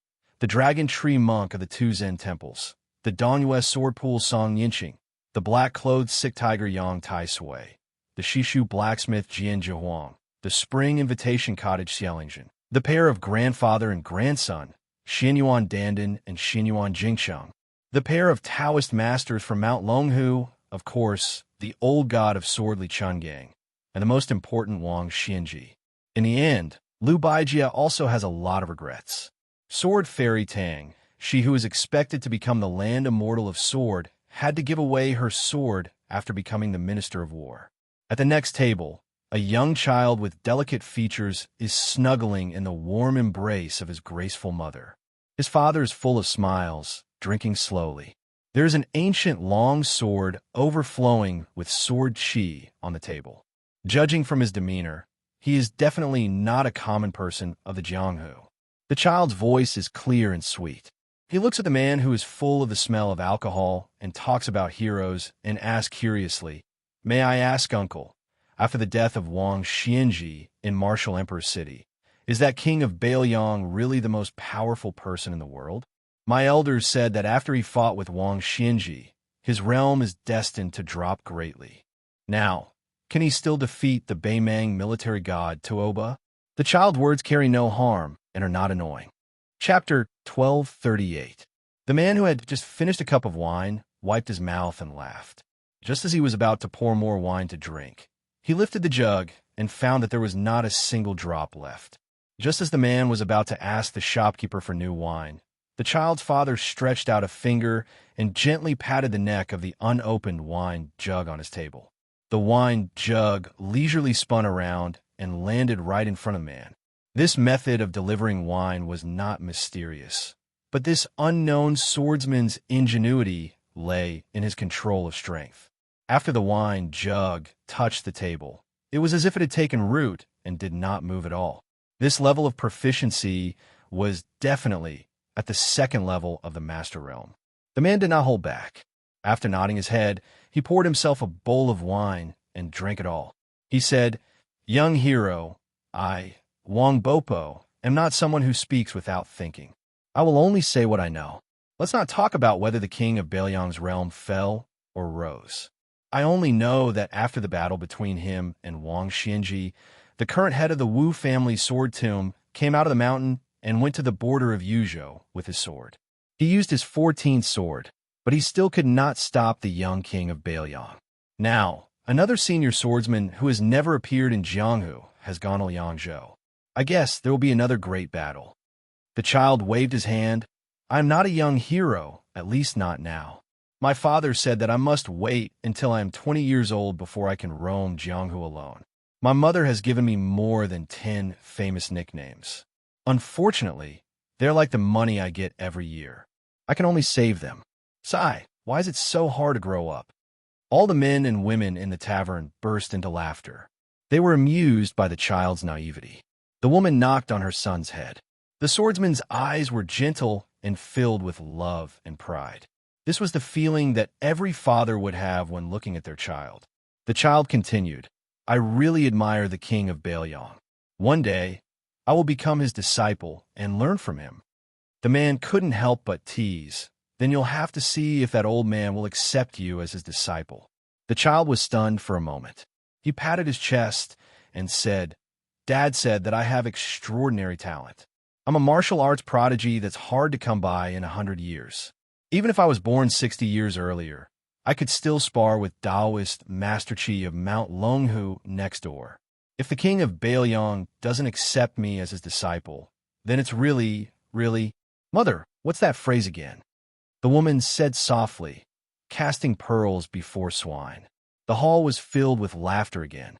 The child's father had a helpless look on his face. Inside the tavern, the man and the child were fighting and fooling around. It was a happy and harmonious atmosphere. Suddenly, there was a commotion outside the tavern. Soon, someone ran in and shouted, "Little ancestor Xianxia, who left the Taoist master's residence to travel Jianghu for many years, also got off the ferry and climbed up the mountain." Not only this tavern, but most of the people from the nearby tea stalls also ran out. When the child heard the name Xianxia, he just curled his lips. He probably didn't want to move because he didn't think highly of him. He lay on the table and watched his father drink. When there was no one else in the tavern, he whispered in a tone that people from the Central Plains couldn't understand, "Dad, does the king of Baoyang disdain to participate in this kind of martial arts competition?" If Su Fingnian, who had gone through Beimang, was here, he would definitely be able to tell that this was an authentic Norland dialect. The middle-aged swordsman smiled and said, "He's busy dealing with our million-strong army and has no time to pay attention to this. Otherwise, I think he would come. That person, I think he's looking forward to Jianghu." The child stretched out a hand and sighed. So many top masters have left Liang, but were much luckier. Among the 5 major sects, only the 5th raccoon of Bubang Mountain died. The big and small thoughts of Princess Tomb are still there. The chess and sword music school, Hong Jingyan, Sword Qi Jin, and the bronze men are all still there. None of them died. Speaking of this, the child smiled and said, "Dad, You're different from them. You're a sect all by yourself, and you're ranked higher than the chess and sword music school. If Mom wasn't from Liang, you could challenge the king of Baliang and lose to him. As for me, I can take this opportunity to get to know him." The man looked at his wife and said in a pure Liaodong dialect, "My dear wife, look at this.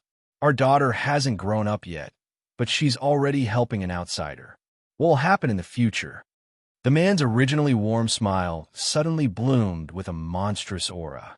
The ancient sword that was originally full of sword qi suddenly restrained its sharpness. The woman laughed softly and asked, "Who's here? Who's worthy of your treatment? It can't be your archenemy Tooba or that new white-clothed devil, right?" The man looked at her, and his majestic aura slowly relaxed. He said with a bit of bitterness, "Unfortunately, they're all here." The woman said lightly, "You've said long ago that you're leaving Beimang. We can't just tie you up and bring you back, can we?" The man with an inconspicuous appearance pinched his chin and said, "Back then, Her Majesty was—" The woman glared and pinched him. "What do you mean back then? Didn't she just want to acknowledge you as her son-in-law? What? Are you regretting marrying an old hag like me who'll drag you down? Then you should go back." The man smiled but didn't say anything.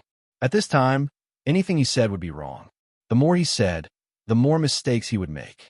It was better to keep silent and meditate.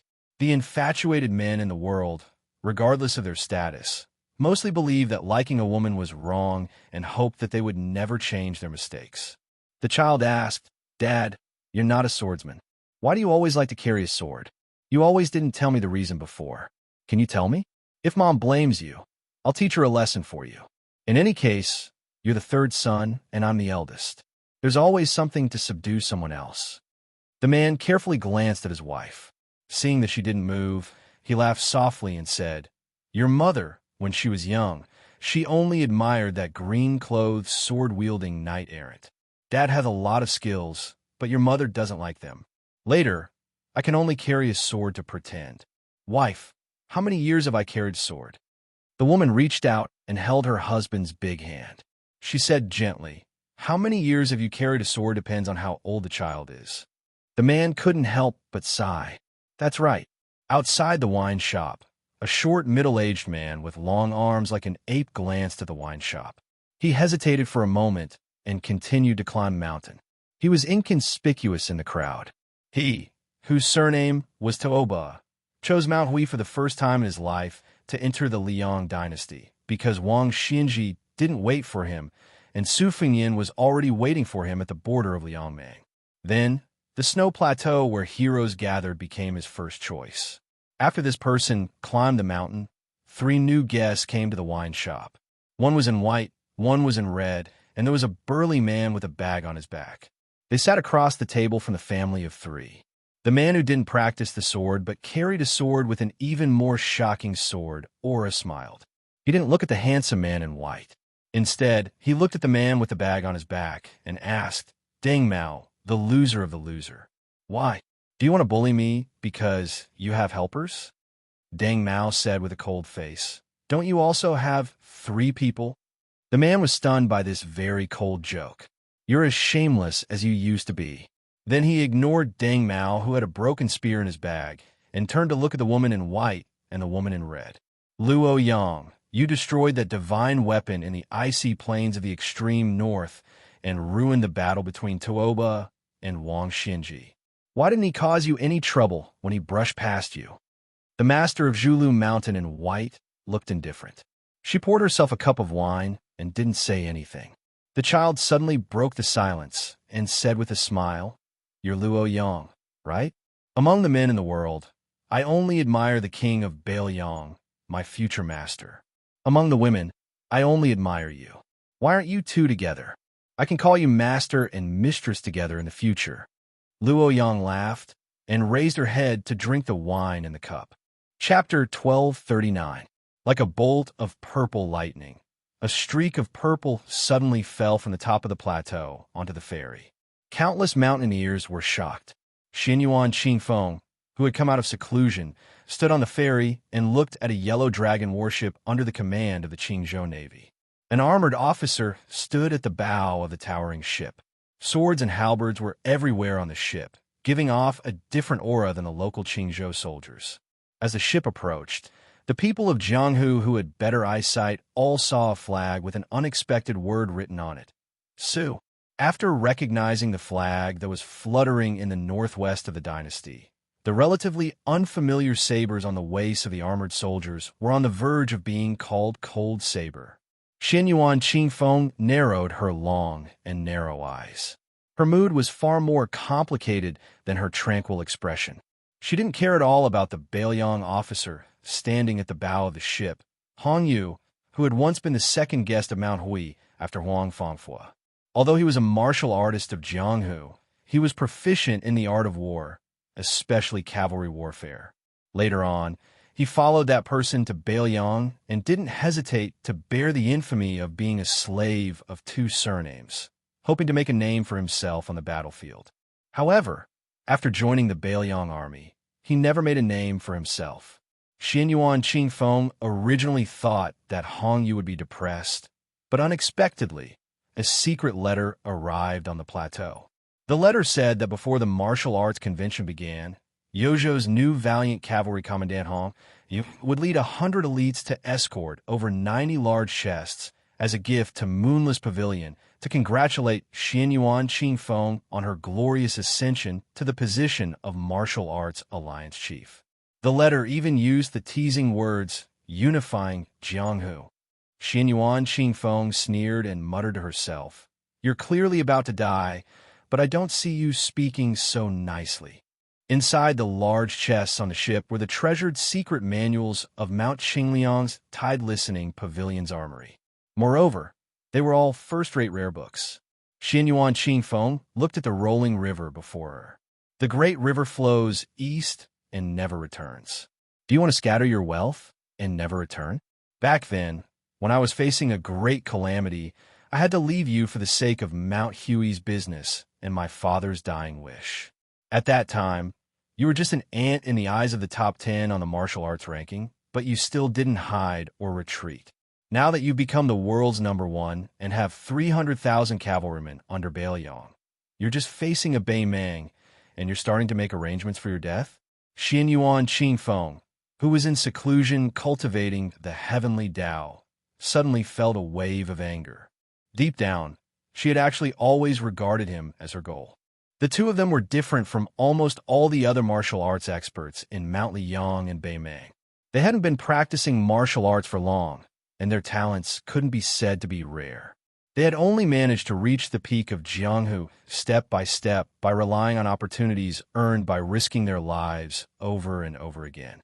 Xianyuan Qingfeng, after almost all the experts on the Snow Plateau died, in order to turn the tide, she abandoned herself and fell into the demonic path, almost destroying her own life. Then, she made a deal with him in Bailiang and absorbed the fate of the Imperial Jade Seal to stabilize her realm. After the battle with Wang Xianji, she used Wang Xianji's God-connecting power to sever her emotions and all the karma of the mortal world. She narrowly passed the personal barrier and returned to her original state, a level higher than that of the Taoist embryo and sword embryo of the Buddha. In the end, because of her out-of-body state, Zhao Huangqiao, who had a great connection with the Zhao clan of Liang, escaped from an incomplete black rainbow and fled to the Snow Plateau before his death. He instilled all the knowledge he had learned in his life into her, allowing her to reach a higher level. She was confident that she could fight Tooba and Dong Tai with all her strength, although her odds of winning were slightly lower.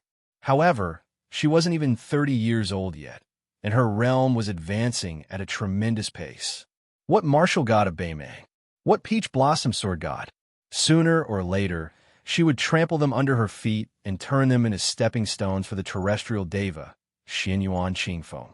She firmly believed that the new century of Jianghu was nothing more than a matter between her and him. In the end, he emptied his arsenal in one fell swoop and left her with only his back facing the north. I blocked the river because I wanted to be even with you. You gave me the book because you wanted to be even with me? For some reason, only on this side of Mount Hui, the heavy rain suddenly fell and the mountain was covered in mud. For some reason, Xianyuan Qingfeng didn't reveal any of her qi to resist the sudden rainstorm. However, the moment the raindrops touched her body, her figure flashed and disappeared. In the next moment, she was already walking on a mountain path, allowing the rain to splash on her body. Her purple robe was soaked and wet. The yellow dragon ship was about to dock. Han Yu raised his head and looked at the huge rock on Bull Hill. The corners of his mouth curled up. Did this count as him returning home in glory? In the Liang dynasty, there were many surplus generals and commandants, not to mention military commandants. However, who would dare to look down on a military commandant of Bailiang, one of the 16 veteran commandants, the valiant cavalry commandant? This title had been held by the senior cavalry General Su Pu, the current cavalry commander Yuan Zuozong, and even the king of Shu, Chen Jibao, for a period of time. Han Yu was an honest and strong man. Just by looking at his appearance, he looked like a middle-aged villager who spent most of his time in the yellow earth and back facing the sky. In Mount Huishan, it was as if he had always been a head above Han Yu. Moreover, he himself had never treated the Great Snow Plateau as a place to retire. Han Yu had his eyes on one person in northern Liang, the Yuzhou General Huang Fucheng. This person came from Jianghu and relied on selling to gain his position as a border official. He had practically paved a broad path for Han Yu to follow. In Mount Hui, other than Xianyuan Qingfeng, he did not dare to look down on Mount Hui. Huang Fengfua, a guard dog, was no longer in his eyes. It was hard for Han Yu not to feel happy. However, even so, Han Yu still had to carefully observe the expression of a young woman beside him. The leader of the Fish Dragon Gang, Luna Rong, was not worth mentioning in terms of martial arts or family background. However, Han Yu had heard that she was inextricably linked to the king of Bailiang. To be honest, along the way, Han Yu could not understand why the picky Su Fengyan would choose such an ordinary-looking Jianghu woman.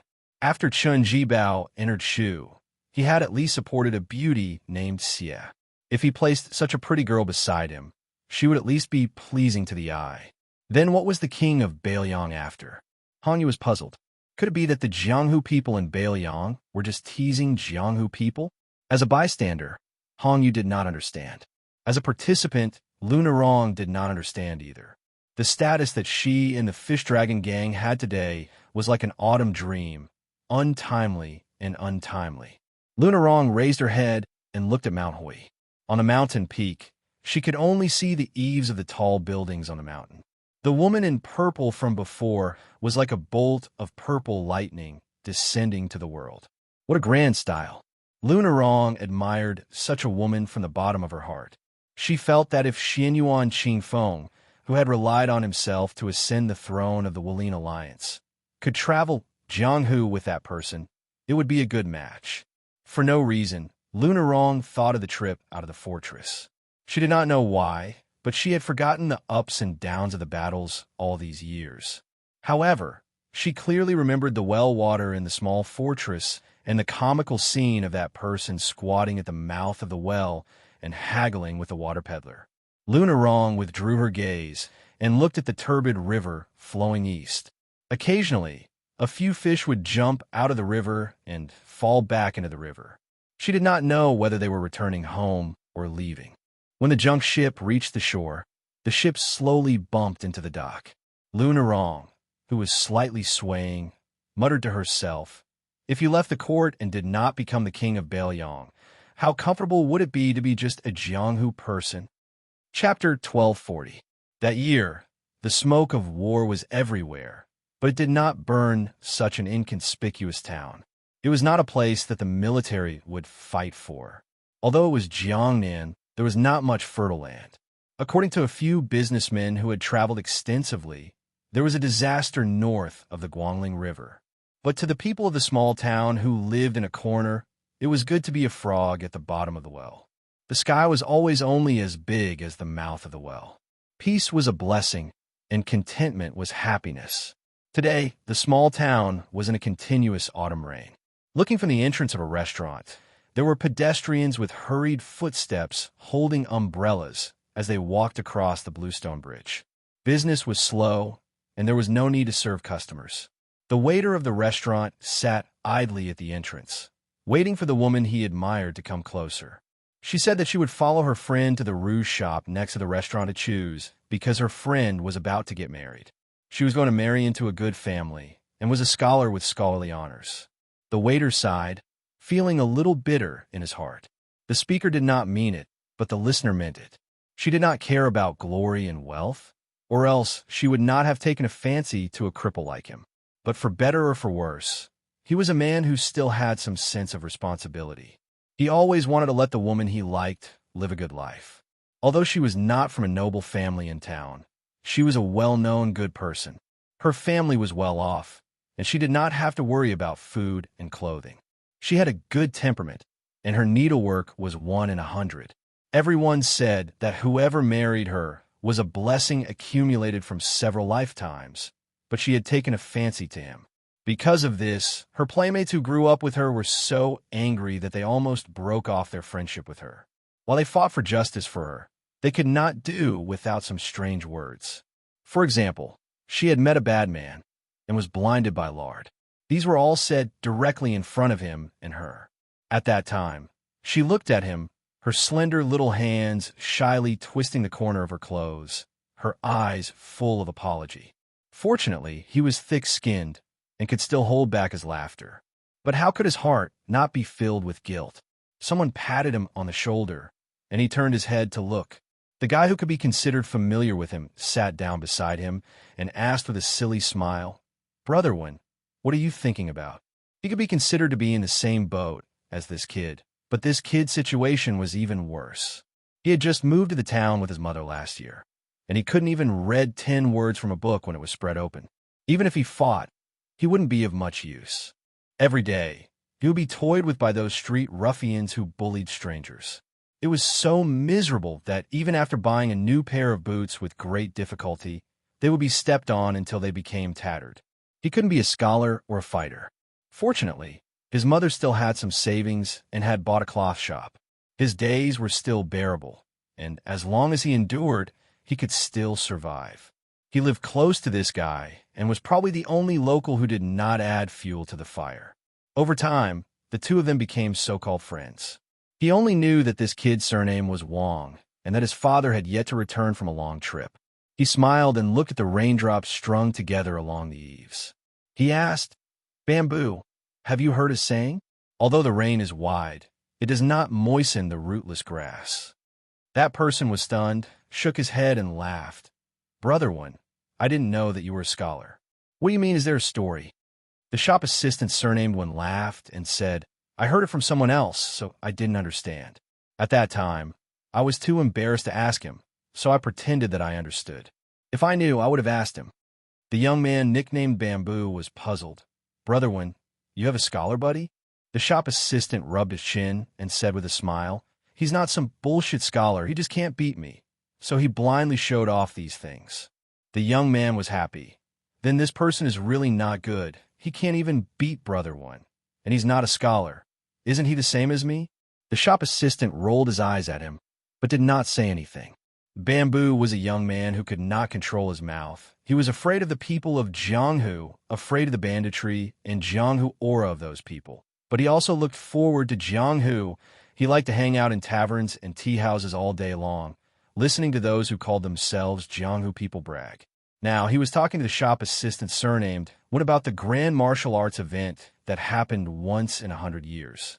He said that he just found out that there was a woman in Mount Hui who liked to wear purple clothes. Not only was she as beautiful as a fairy, but also had superb martial arts skills. Bamboo was spitting saliva everywhere. He did not notice that brother when beside him was either rolling his eyes or smiling absent-mindedly. Bamboo's mouth was dry. He was not a particular person. He bent down and reached out to cup a handful of rainwater, drank a mouthful, and pretended to be heroic. "Good wine." The shop assistant smiled and joked. "You even drank the taste of Jianghu?" Bamboo turned his head and stared at the man. He asked seriously, "Brother one, how did you kidnap Miss Liu? Why don't you teach me so that I can find a wife later?" The shop assistant looked profound. He said, "Relying on appearance." Bamboo spat. Seeing that Bamboo didn't believe him, he laughed and said, "You really don't believe me? Back then, when I was wandering around with that brother of mine, we were so poor, and he relied on his face to make a living. I am better than him in everything, but this face I lost to him. Back then, we competed for who was the big brother and who was the little brother, from age to skill. If it weren't for the fact that I lost in terms of looks, I would have been able to become the big brother. Bamboo's mouth twitched. In the end, he was kind and did not dig at Brother One and his brother. Then, the two of them were silent for a while. They just listened to the rainwater dripping on the stone pavement. Bamboo suddenly whispered, "Brother One, I want to tell you something you can't tell anyone." The shop assistant said, "It's up to you to say it or not." Bamboo hesitated. "When I moved to town at the beginning of the year, I heard from a Jianghu master that among the masters in the world, one of them has the same name as my father." The shop assistant was amused. "Bamboo, you're good. Your father is the old monster Wang Xianxia of Martial Emperor City?" Bamboo was angry. He shouted, "Nonsense, it's the 11th in the world." The shop assistant suddenly fell silent. After a long time, he said softly, "So it's Wang Mingyin." Zhuzi's expression was gloomy as she muttered to herself, "But I know that my father is actually a farmer with only a few kilograms of strength. It's not a big deal. It's even better if he's not the 11th in the world who died outside Xianxia City. Mother and I can wait for him to come home one day." The shop assistant sighed. He did not know how to comfort him. He just patted his shoulder. Bamboo suddenly stood up, pointed at the small bridge, and laughed.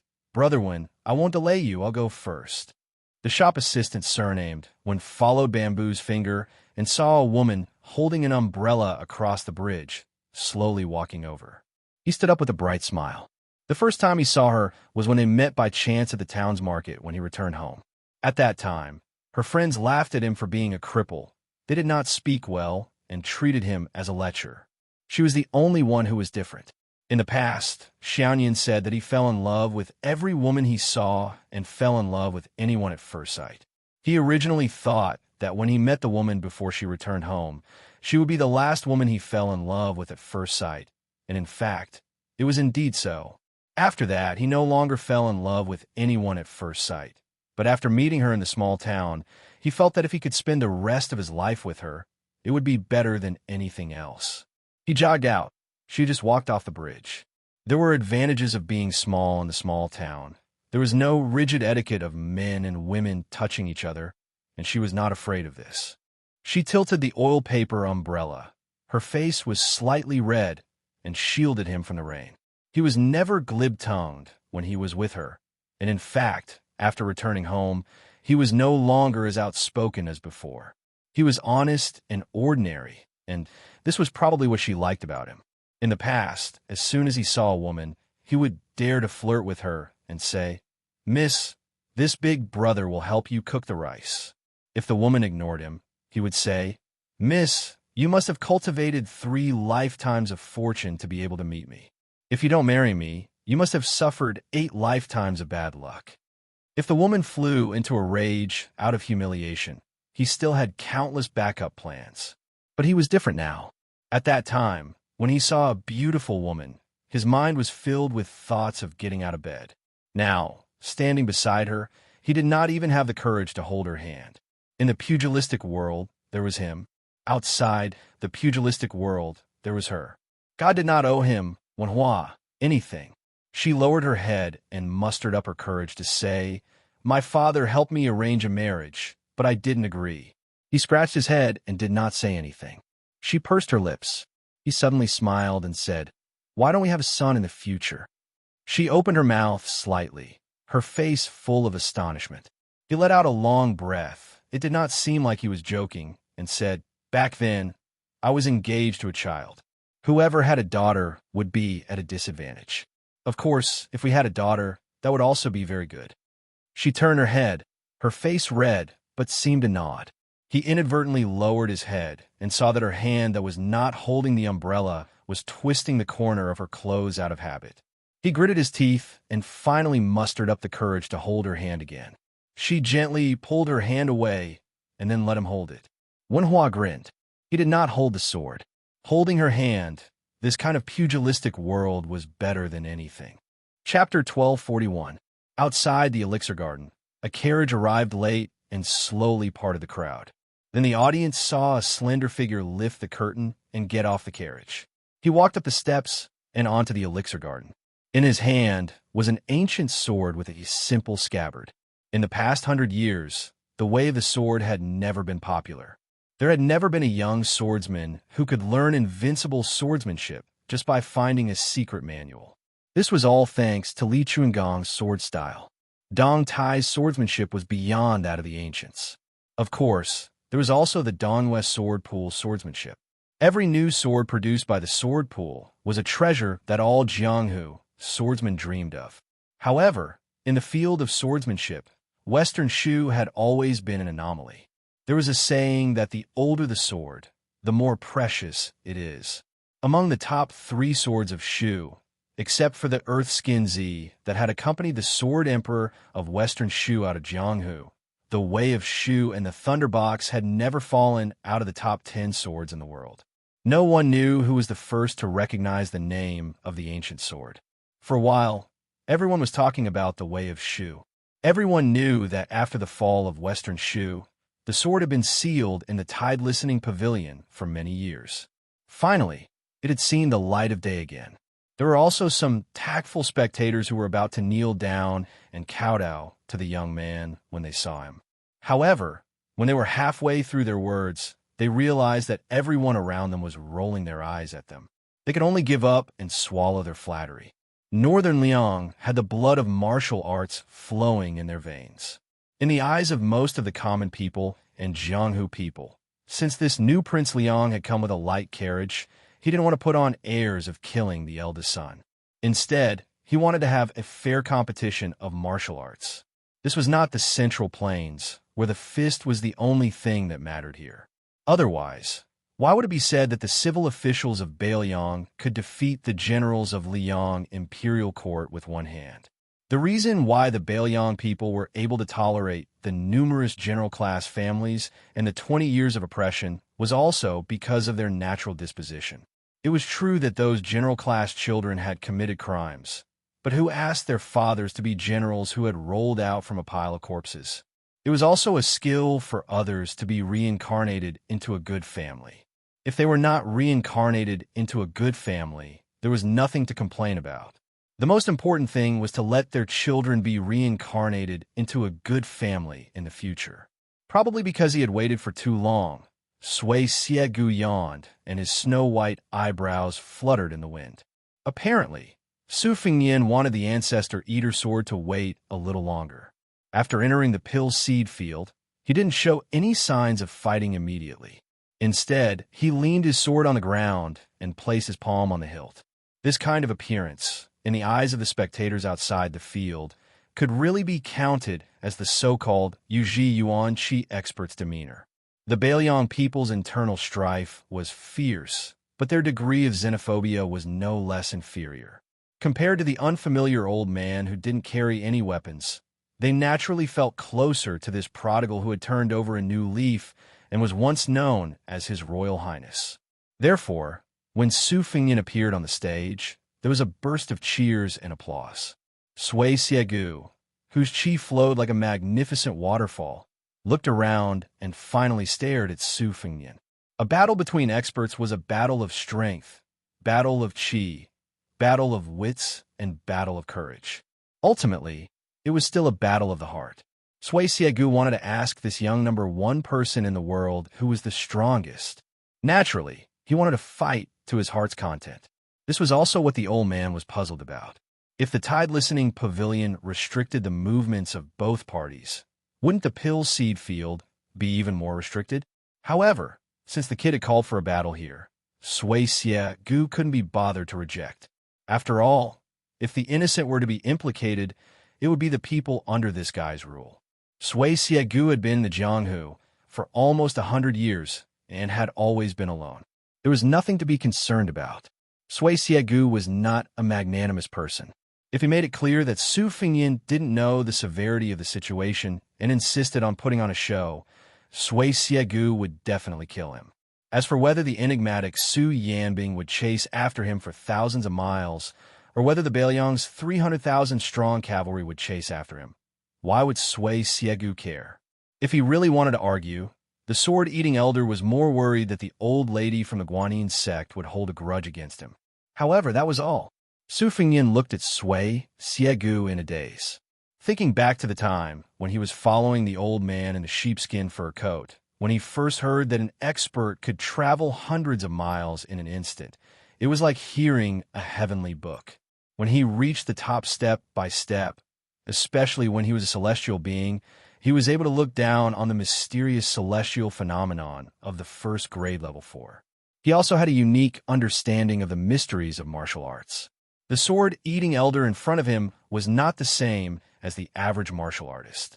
He was a little similar to the young martial granduncle who rode the bull. He walked the path of the heavenly way, and his route was the creation of all living things. Although the path was the same, there was a difference in the width of the path. Hong Shishan's path was obviously wider. However, Sui Siegu used the sword to seek the Tao. Ever since Sui Siegu picked up the sword, he had spent a total of 80 years cultivating it meticulously. Whether it was the flow of blood and qi, the circulation of qi in the organs and lungs, or the opening and closing of the cardinal acupuncture points, all of them were at the peak of perfection. Rather than saying that the old man used the sword to seek the Tao, it was more accurate to say that Sui Siegu had already used the Tao to develop the sword. This was probably the reason why Sui Siegu dared to challenge Wang Xianji. The old man's physique and martial arts were not as high as Wang Xianji's. However, as long as Wang Xianji did not dare to claim that he was superior to the heavenly way, then both of them would have a chance. At this moment, there was a white rainbow that came from tens of thousands of miles away and crashed into the pill garden. Everyone subconsciously closed their eyes to avoid the dazzling light. When they slowly opened their eyes, they did not know why there was still nothing strange in the pill garden. The old man with snow-white eyebrows was still there, and the new Prince Liang, Su Fengnian, was also calm. Other than that, there was nothing else on the pill garden. However, Sui Siegu seemed to be angry and grunted.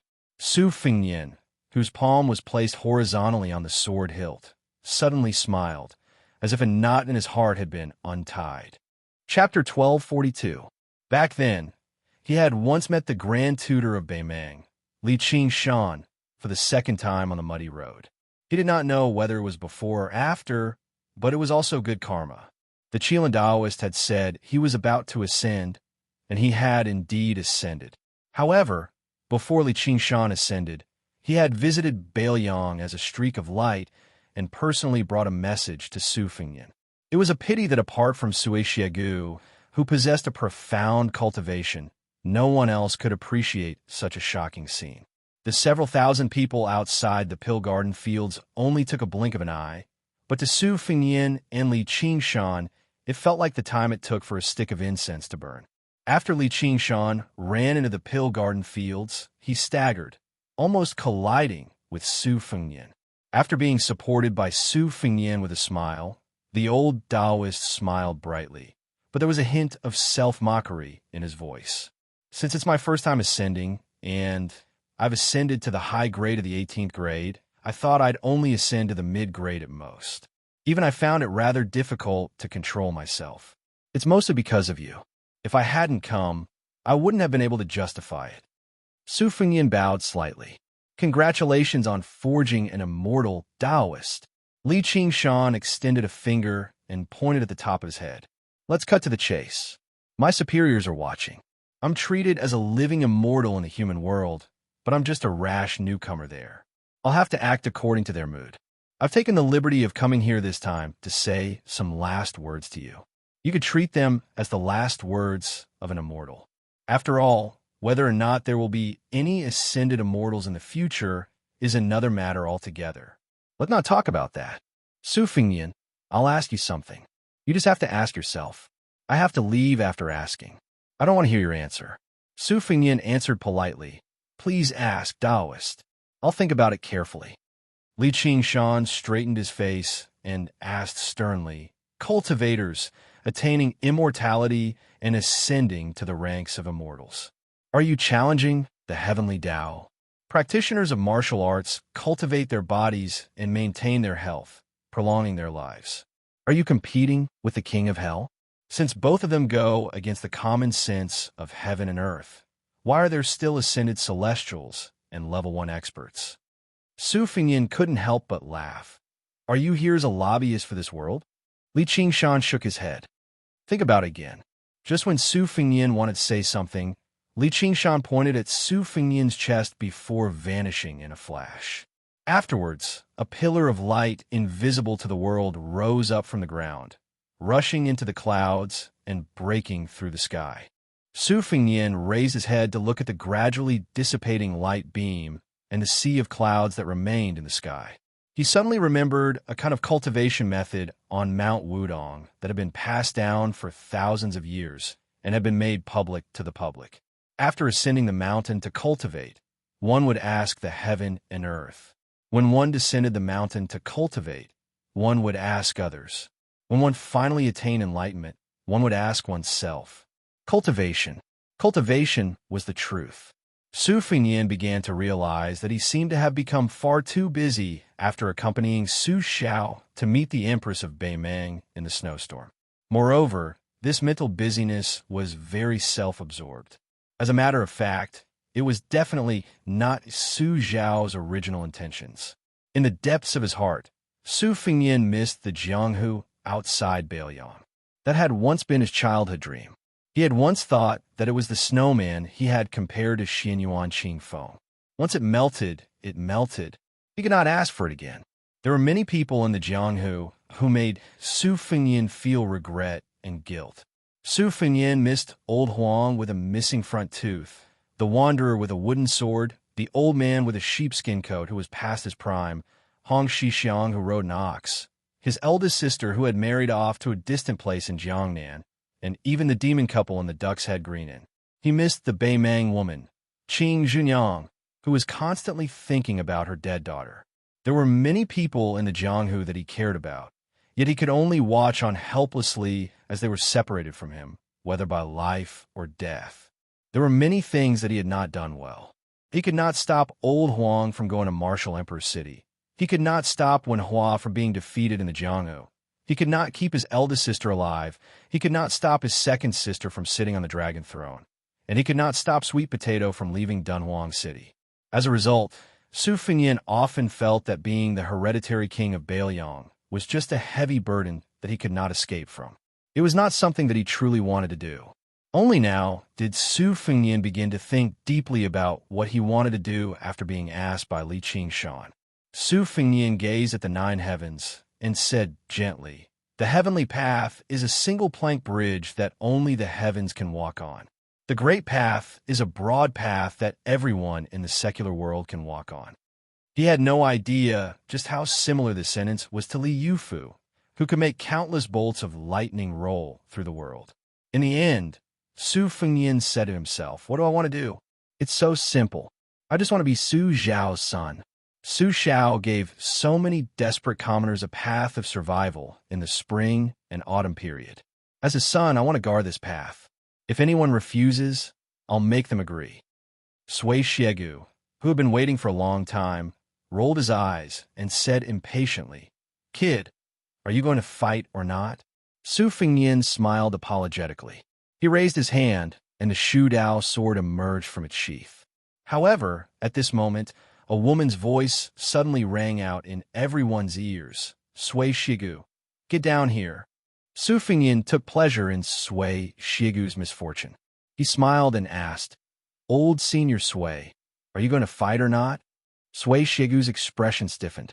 He gritted his teeth and said, "I'm going to fight. Why wouldn't I fight? Tantai Pingjing, there's no place for women to speak here." Su Fengyan restrained his smile and said, "It's fine." Li Chungang said that everything in the world is a matter of one sword. He glanced at the Shu Dao and said softly, "Go." The ancient sword, Shu Dao, instantly disappeared. Sui Shigu suddenly raised his head. Su Fengyan smiled and said, "But this sword of mine is a bit too much."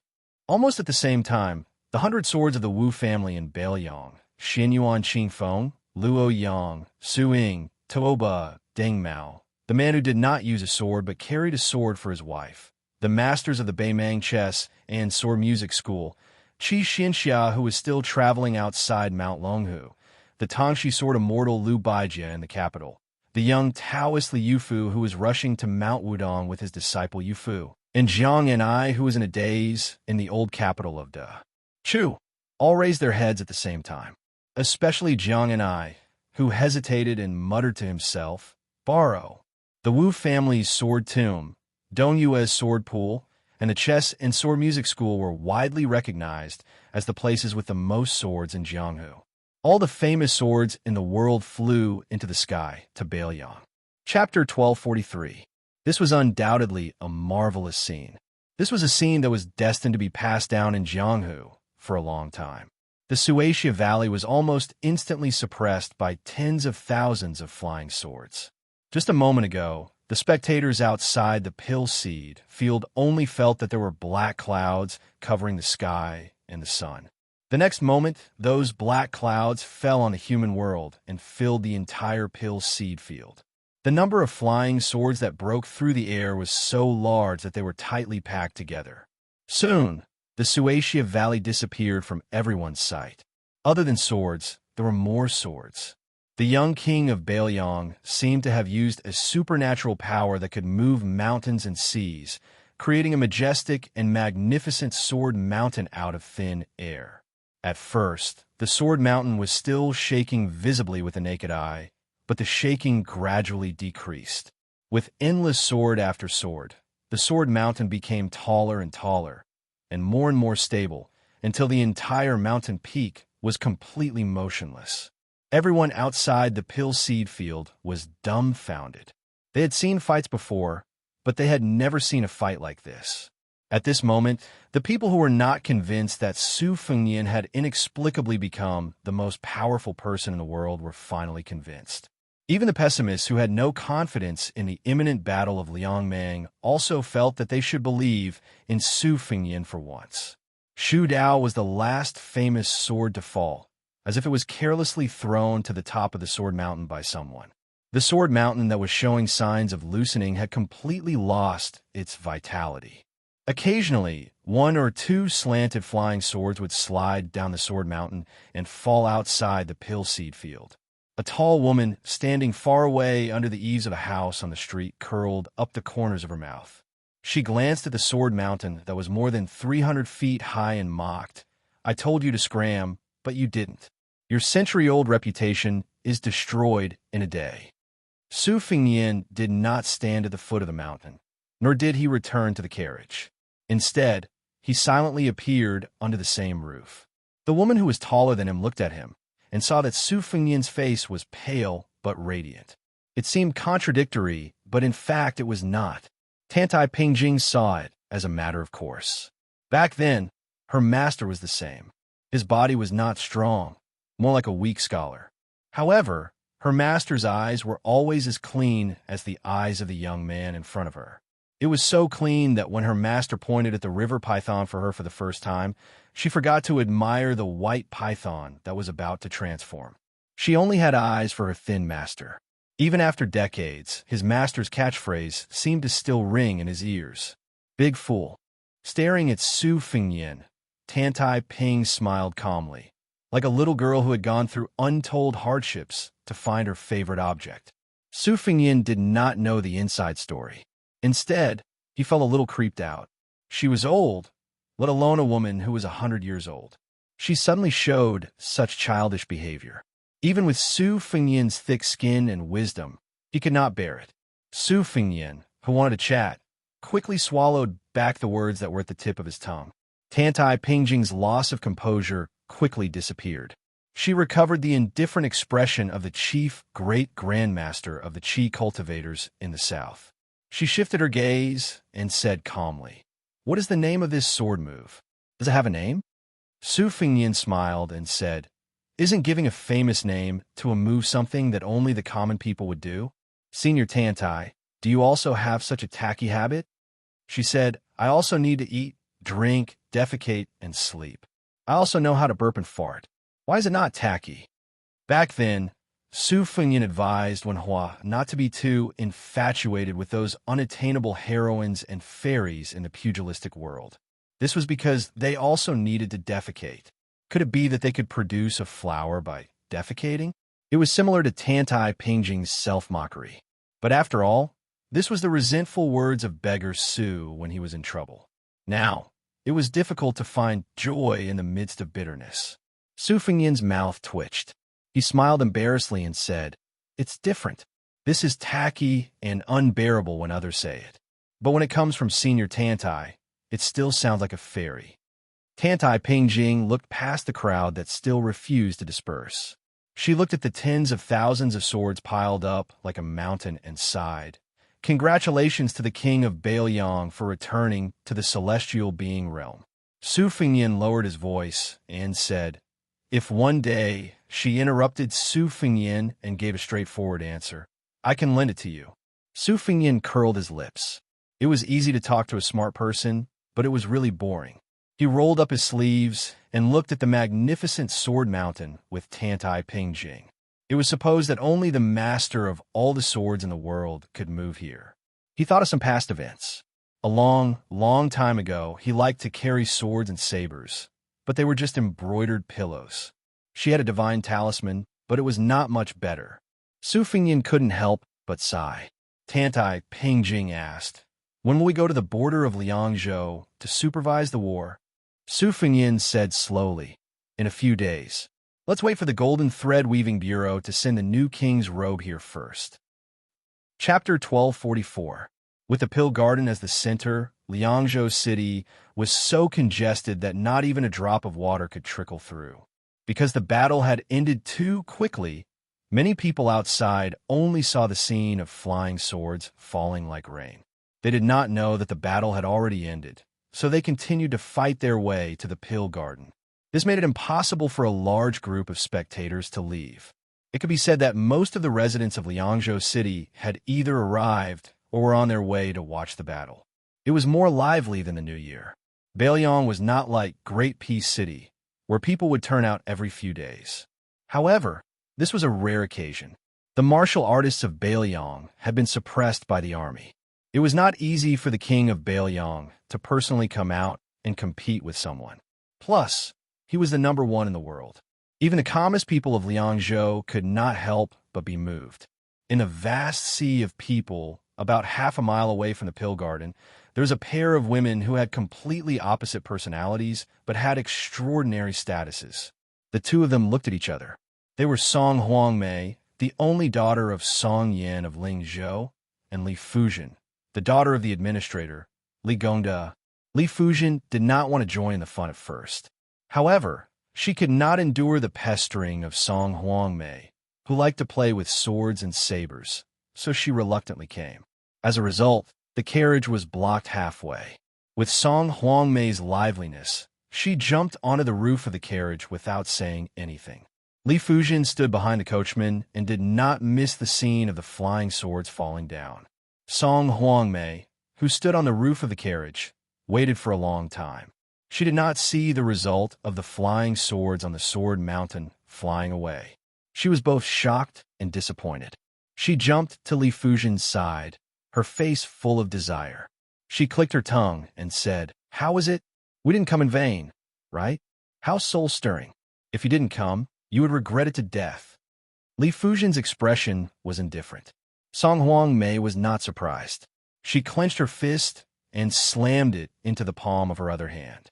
She said to herself, "No, I have to be that guy's disciple and learn martial arts. Even if I have to serve him tea and water every day, it's not a big deal. If I don't take such a top-notch expert as my master, isn't a waste of God's gift?" Li Fuzhen wanted to say something, but stopped.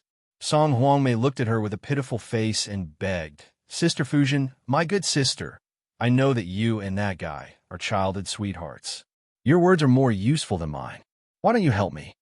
Li Fuzhen glared at him and said, "I advise you to give up." Li Fuzhen turned her head slightly and said coldly, "He and I have never seen eye to eye." Song Huangmei said with a mischievous smile, "It's better to squash enmity than to keep it alive. Moreover, it's fate for men and women to become enemies." Li Fuzhen snorted coldly. That's also an ill-fated relationship. Song Huangmei rolled his eyes. Seeing that this path was not going to work, he just wanted to earn his own living. He racked his brains to think of a way to sneak into the prince's mansion on Mount Qingliang. In order to practice swordsmanship with him, he would just let the image of a lady from a respectable family go with the wind. At this moment, Li Fuzhen's mind was wandering thousands of miles away. Her mind was not focused. The situation in Beiliang could be said to be changing rapidly. Following Li Gongda's appointment as the deputy administrator, the officials in Beiliang knew that this year might be the last year that Li Gongda would be the top civil official. Furthermore, at that time, the administrator's performance in the military and political changes in Lingzhou was not satisfactory. Although he gave birth to a good son and was still closely related to the Su family, it was a rule since ancient times that a new emperor would bring in new officials. Furthermore, the situation now was not a smooth time for him to become a Taiping official. Sir Li, who had a mediocre reputation, might not be able to keep his position with the million-strong army of Beimeng. As a result, the Lingzhou administrator's mansion, which was much less noisy than it had been a few years ago, became more and more deserted. The new and old people in the officialdom all ran over to provincial governor Su Beiji and Song Yan's side to get familiar with each other. Li Fuzhen had never paid much attention to the ups and downs of the officialdom. However, as his father grew older and did not have any younger children to play with, he spent his days at home dealing with flowers, fish, and insects. Li Fuzhen did not know if it was because his father's addiction to being an official had suddenly disappeared or if he had accepted his fate. However, Li Fuzhen was still more used to his father, who spent every day exchanging pleasantries and playing tricks with officials. Every day, he was full of fighting spirit. Every day, he knew who he should meet the next day and what to say. He was not like now, leisurely passing his days and being a rich and idle old man.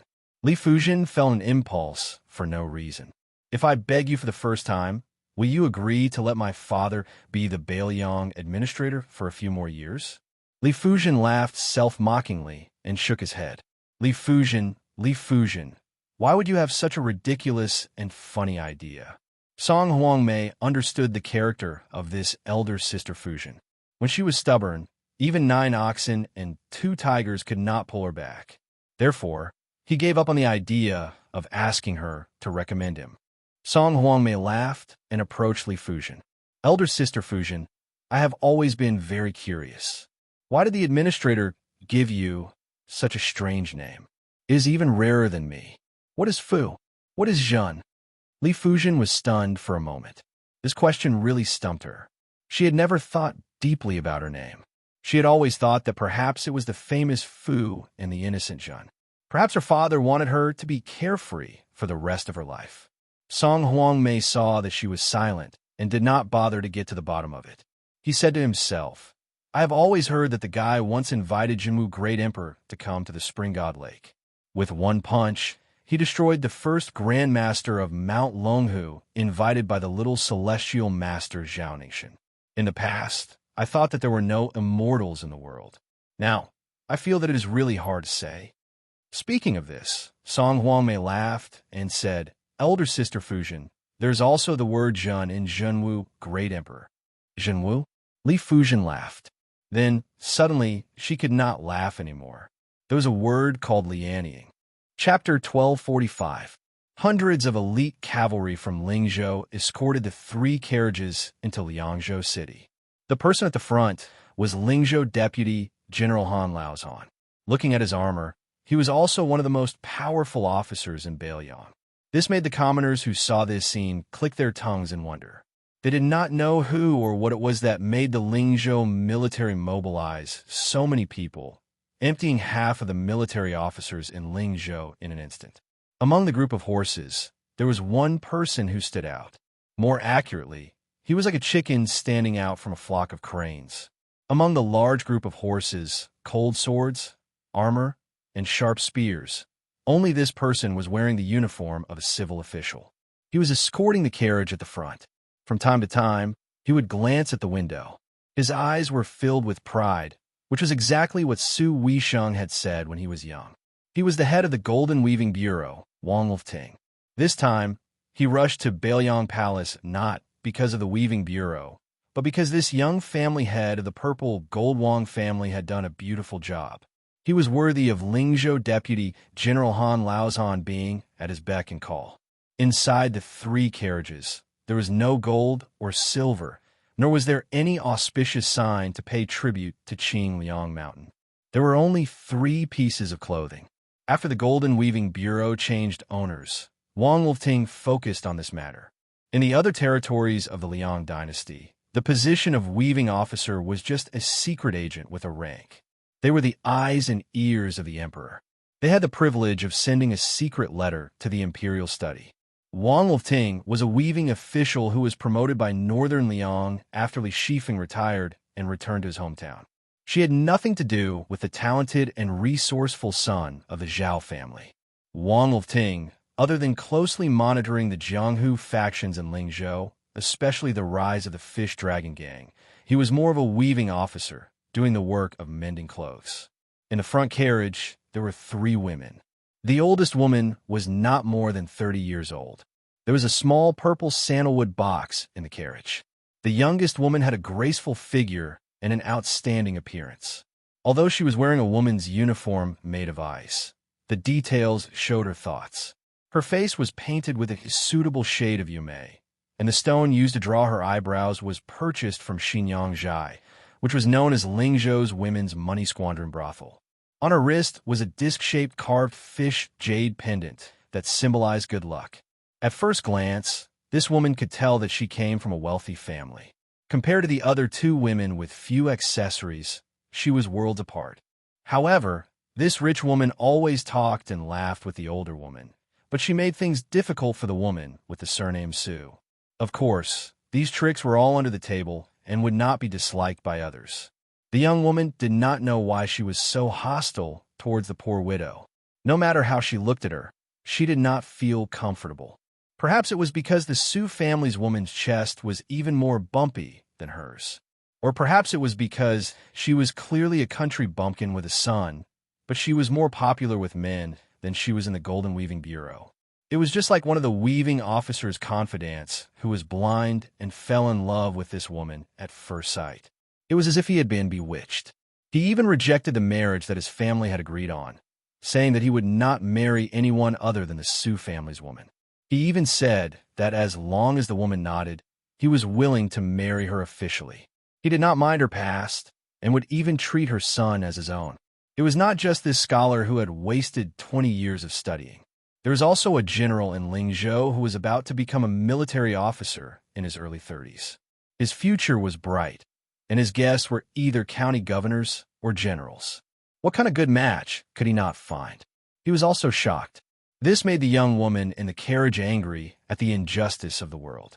The vixen with the surname Su had a rustic aura. Although her appearance was outstanding, it was not all that stunning. Could it be that she was a spirit that had walked out of the deep mountains and forests? Otherwise, why would all those men go crazy for her? She glanced at the woman who was silently criticizing the vixen Su. Then she smiled at the older woman and said, "Sister Song, when I was young, I heard my father say that he had once gone to Mount Qingliang. At that time, he was going hand in hand with County Governor Liu to participate in our little prince's birthday celebration. My father also said that the general had personally come down from his seat and drank a cup of green ant wine with them." The older woman smiled and agreed. "Zhao, who doesn't know that your father is the god of wealth in Lingzhou? It is a good thing for him to go to the prince's estate. Zhao, your literary talent is good. This time, if you go to Mount Qingliang with official Wang, you might catch the prince's eye and accidentally become one of the popular female scholars in Wutangan. When that time comes, don't forget about Sister Song." The young woman who was nicknamed covered her mouth and smiled. Borrowing Sister's auspicious words, the female scholar really does not dare to have extravagant hopes. It would be a great fortune for Zhao to be that prince's maidservant. The young woman who had left her home to join the weaving bureau, Su Qing, had a faint expression. She did not want to participate in the conversation between the 2 women beside her. In reality, She still did not know how she had been chosen by the Yuzhou government as a female embroiderer. She had been chosen along with a dozen other women who were clever and skilled in their hands. She had then gone to the rich and fertile Lingzhou, which had the reputation of being a little Jiangnan. She could only explain that she had been in her hometown at Tumbling Horse Pass when she had the time to sew some personal items for the women of the Yuzhou government officials. That was how she had this inexplicable opportunity. In reality, she was not very willing to go to the distant Lingzhou at first. Her son, Yu Song, was still young. Although their family did not have much farmland, it could not be delayed. The countryside had always been like this. If there was less sweat, there would be less harvest. God's eyes were very sharp. However, the village's village chief said that this was a great honor for Zhao Village. As long as she went to the Lingzhou Weaving Bureau, not only would the village exempt Yu Song's tuition fees from the private school, they would also ask the neighbors to help take care of her family's crops. Yu Song could even stay with the teacher. This was a great thing. Even so, without any worries, Su Qing still asked Yu Song. The child was sensible. Although he loved his mother, he patted his chest and said it was fine. His mother could go to Lingzhou and he could take care of himself. He also promised that when his mother came back, he would be able to recite the 300,000 by heart. Thinking of her sensible child, Su Qing, Er's heart warmed and the corners of her mouth curled up.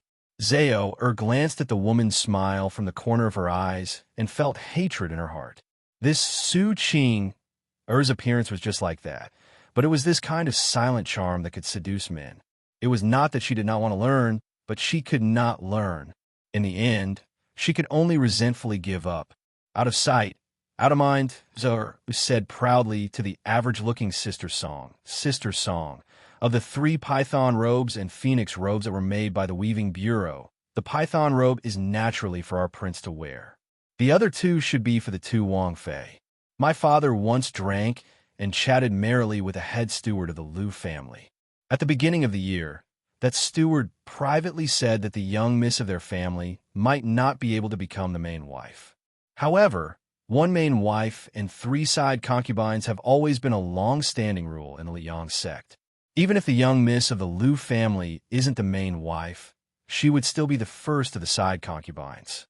The young miss of the Spring God Lake Wang family is ranked behind her. Sister Song, it's fine if you've heard this before, but you can't tell anyone else. There'll be big trouble.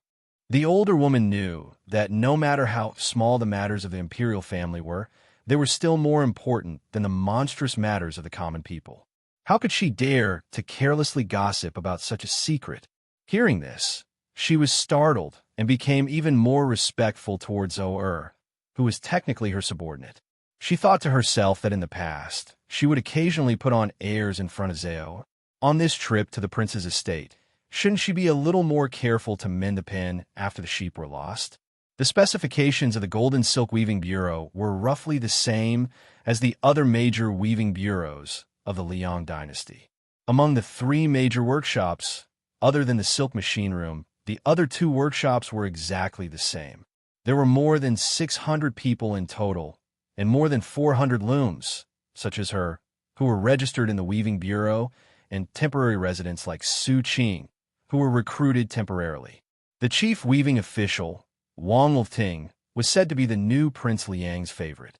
She didn't know whether this was true or not, but the local yamen of Lingzhou and the Fish Dragon Gang didn't dare to not give Lord Wang some face. As a result, the Weaving Bureau was able to obtain benefits from both sides. This made her, a small official in the silk workshop, feel honored. She was no longer like before, when Li Shifeng was in charge of the Weaving Bureau, where no one cared about him or loved him. The reason why she didn't ostracize Su Qing like Zhao was because she had a secret hidden in her heart. She had once seen Lord Wang reprimanding someone in a secluded place from afar. It had to be known that the person being reprimanded was a military officer who held half of the county's military power. The military officer's son, who had an excellent reputation, was slightly older than Lord Wang. At first, he wanted to retort, but after Lord Wang said something, she saw the military officer's expression change drastically. When the military officer, who usually walked with a swagger, left, she looked like a frosted eggplant. She felt like she had lost her soul. From then on, the military officer never came to the Golden Silk Weaving Bureau to pester the young widow, Su Qing. She secretly guessed that the young woman, Su Qing, was either a lucky woman who Wang Lifting himself kept as a mistress in a golden house, or she was the exclusive property of some great figure behind the scenes in Lingzhou. Otherwise, she really couldn't understand who had the ability to send a rural woman from the border of Yuzhou to the popular Lingzhou Weaving Bureau and receive a unique double salary. The key was that Su Qing still didn't know the truth. She always thought that she was treated the same as other female craftsmen. Chapter 1246. Su Qing, who was sitting upright and still, took advantage of the time when the two women were chatting to sneakily stretch out a finger. Her fingertip lightly brushed across the sandalwood box. It was only after she entered the weaving bureau that she learned that there were some pieces of wood in the world that were more valuable than human lives. She had never understood the ways of the world. She thought that after completing this task, she would muster up the courage to speak to the master swordsman in her silk workshop and ask if she could take a leave of absence to go home and see her children and check on the harvest in the fields. For some reason, Su Qing thought of the clothes in the 3 boxes. It was really shocking. When the master had finished, he had said to Weaving Wang that according to the normal process and manpower of the Jiangnan Weaving Bureau, not to mention the 3 boxes, just the python robe that the Prince of Northern Liang was going to wear would take 3 years. Moreover, they might not be able to do it better than the Golden Weaving Bureau. Su Qing had no doubts about this. She had personally participated in the process and knew better than anyone else how difficult it was. There were dozens of people involved in each process, from the master to the lowest craftsman. Almost everyone had to work for more than 16 hours a day. Therefore, the Weaving Bureau was brightly lit every night. Her hand had been pricked hundreds of times before she lost count of the number of times. That python robe, which came from the dragon painting master, had 9 sketches. Each one was lifelike and intimidating. She had only seen the one that had been selected. She didn't even dare to look at the python dragon in the painting. She only felt that it was on the verge of spitting out clouds and smoke from the sketches. Su Qing was one of the many gardeners. This python robe was the most precious makeup flower in the Yunjin brocade. It had reached an unprecedented number of 1,800 flowers. Furthermore, if one was picked incorrectly, the entire effort would be wasted and they would have to start all over again. Previously, there was a female craftsman who had a good relationship with Su Qing. Because she picked incorrectly, Weaving Wang, who had rushed over after hearing the news, had ordered people to beat her to death. At the time, Su Qing did not care and pleaded for mercy for her. She only did what she could and left the rest to fate. Unexpectedly, the female craftsman escaped the disaster, but she also lost her position as an official craftsman and was expelled from the Weaving Bureau. The clever Su Qing had made an exception for the 3 pieces of clothing. In particular, the black robe embroidered with golden pythons had 18 golden pythons. After it was completed, it was truly a rare, noble item in the world. Even a village girl like Su Qing, who considered herself ignorant and inexperienced, dared to say that other than His Majesty, who sat on the dragon throne in Great Peace City, there was no other king in the world whose python robe could compare to it. As for the 2 pieces of the future king of Beiliang's wedding dress, Su Qing did not have much thoughts. She was not like Zhou who would be swayed at first glance and fantasize about how good it would be if she herself wore it. The caravan drove straight in and arrived at the foot of Mount Qingliang. Wang Lifting felt relieved. This time, there were more than 20 people accompanying the Weaving Bureau, but not everyone was lucky enough to enter the royal residence to broaden their horizons. There were 3 carriages, 3 chests, and 3 pieces of clothing. In each carriage, there were 3 female craftsmen guarding the red sandalwood chests. Wang Lifting had already planned that each carriage could only have 1 woman to try on the clothes for the king of Beiliang and the 2 future princesses of the Liu and Wang families. The python robe was undoubtedly of the utmost importance. The female craftsman called Situ Huazhao had her father use countless favors and a full 6,000 taels of silver to beg an expert to help her. Wang Lifting smiled coldly. She wanted to dress the king of Bailiang with just this. After Wang Lifting dismounted, he called out the names of the 2 carriages that would be responsible for carrying the chests into the residence. The 2 women who were called out were so excited that their eyes immediately filled with tears. Their family backgrounds were clean, their appearances were delicate, and their personalities had always been honest. They were definitely not shrewd women who would do something superfluous. Wang Lifting was very confident in them. Then, on the side of the first carriage, Wang Lifting, the Lord of Weaving, looked meaningfully at the unknown Su Qing. He extended a finger and pointed at her, but did not say anything else. Su Qing was stunned on the spot. She had always thought that Situ Huazhao, the proud daughter of heaven, would be the one to try on the clothes for the young king of Bailiang. She had never thought that it would be her. For a moment, she was at a loss. Wang Lifting frowned. If it had been anyone else, he would have been furious. But since it was her, Wang Lifting was unusually patient. He glanced lightly at Su Qing and stopped to wait for her. The reason for this was because Wang Lifting knew more. This young widow's background was very simple, but the man behind the scenes who had single-handedly sent her into Wang Lifting's territory was someone that even he, the head of the Golden Weavers, could not afford to offend. Yozhou's General Huang Fu Cheng.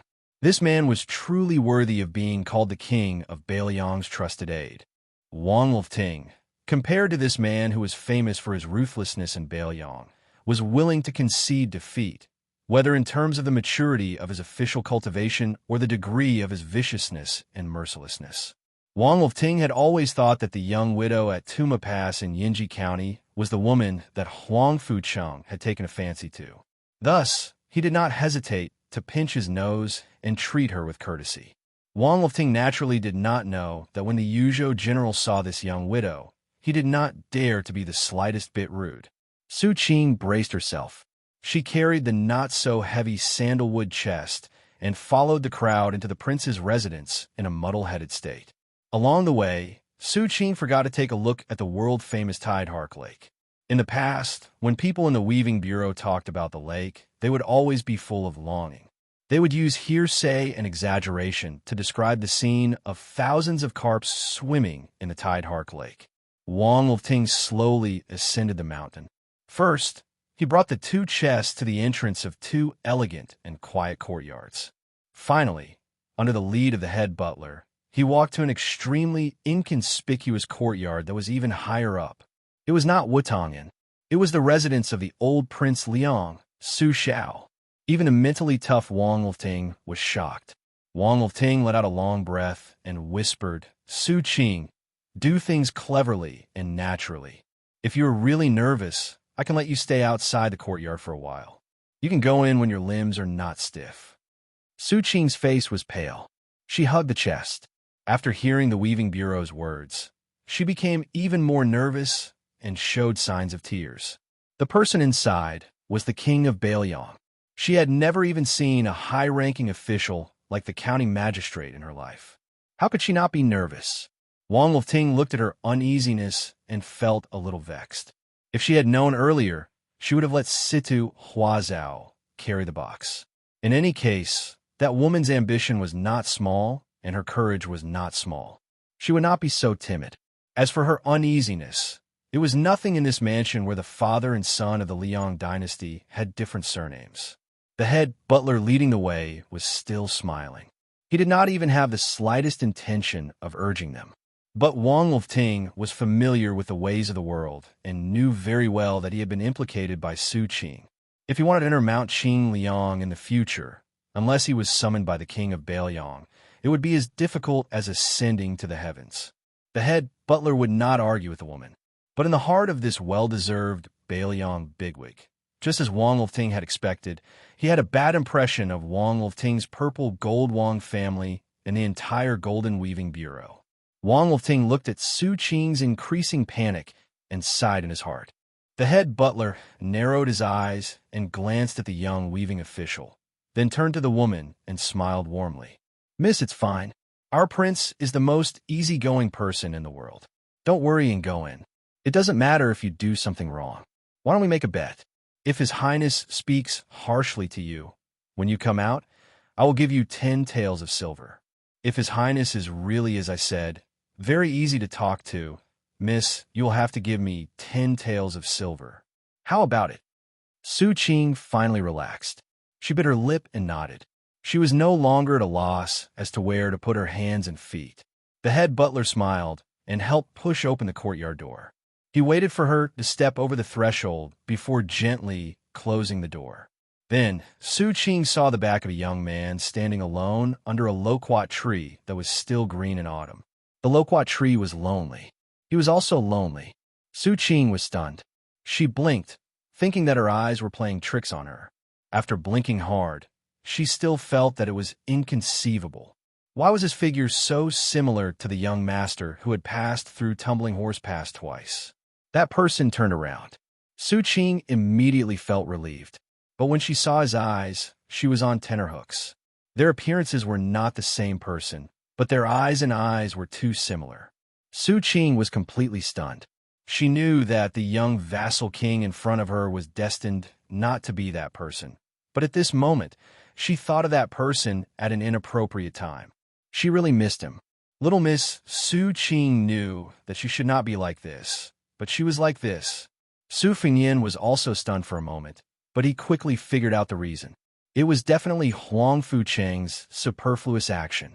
But since it had come to this, he did not want to say anything more.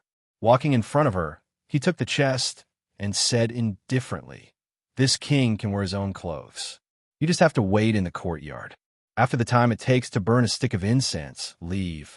Tell Wang Lifting outside the door that this king said that the python robe was not bad. Also, tell him not to be in a hurry to leave the mansion." Su Qing nodded blankly.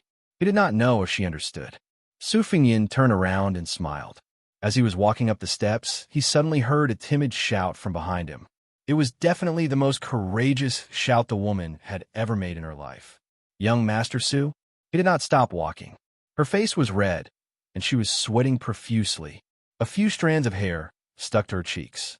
She raised her arm and secretly wiped them. She smiled happily. It was not him. It would be good if it was not him. If it was not him, they might meet again. She still owed him money.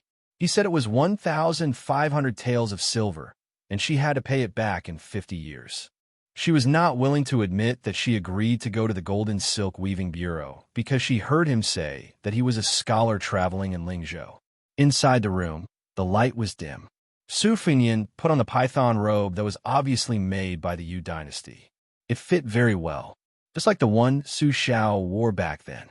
Chapter 1247. In the dead of the night, a majestic group of horses quietly galloped out of the north gate of Liangzhou City. Among them were the 800 white horse followers who had followed the new Prince Yi, the 100 or so swordsmen of the Wu family who had just arrived at Liangzhou, and a dozen or so Qi cultivators from the Guanyin sect of the South Sea.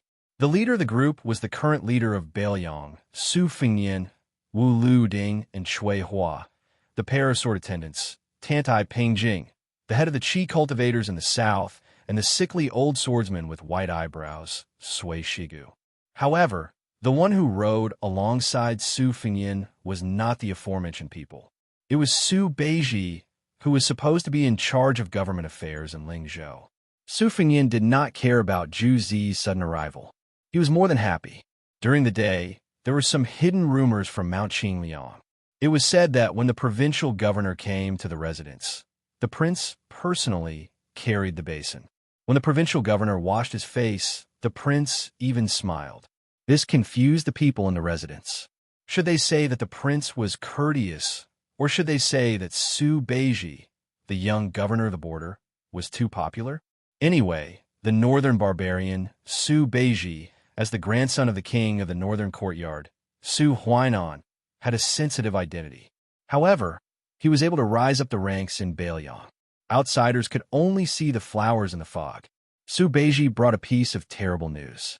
He thought that the remnants of Western Shu, led by the crown prince, Su Su, had caused Beiliang's plans to go down the drain.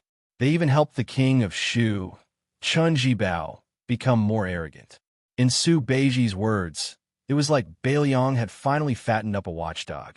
Not only would he not be able to eat meat, but he would also not be able to guard Beiliang's gate. He might even bite back in the future. Su Fengyin was rather calm about this. When he first found Su Su and this old man's son, Zhao Dingxiu, in a small town in Beimang, he did not have much hope after interacting with him. Firstly, Su Su was too lazy. If he was in Jianghu, he might do his best. However, if he was asked to go to the temple and scheme, he believed that Su Su would not hesitate if he could quit. Relying on this kid to revive Western Shu was more disappointing than relying on him, His Royal Highness, to carry the flag for Beiliang. It was simply hopeless. Furthermore, Zhao Dingxiu was half an imperial tutor. As long as he could revive his country, it did not matter who helped him. The relationship between Beiliang and Su Fengyin was not enough for Zhao Dingxiu to disregard the big picture and wrestle with Chen Jibao.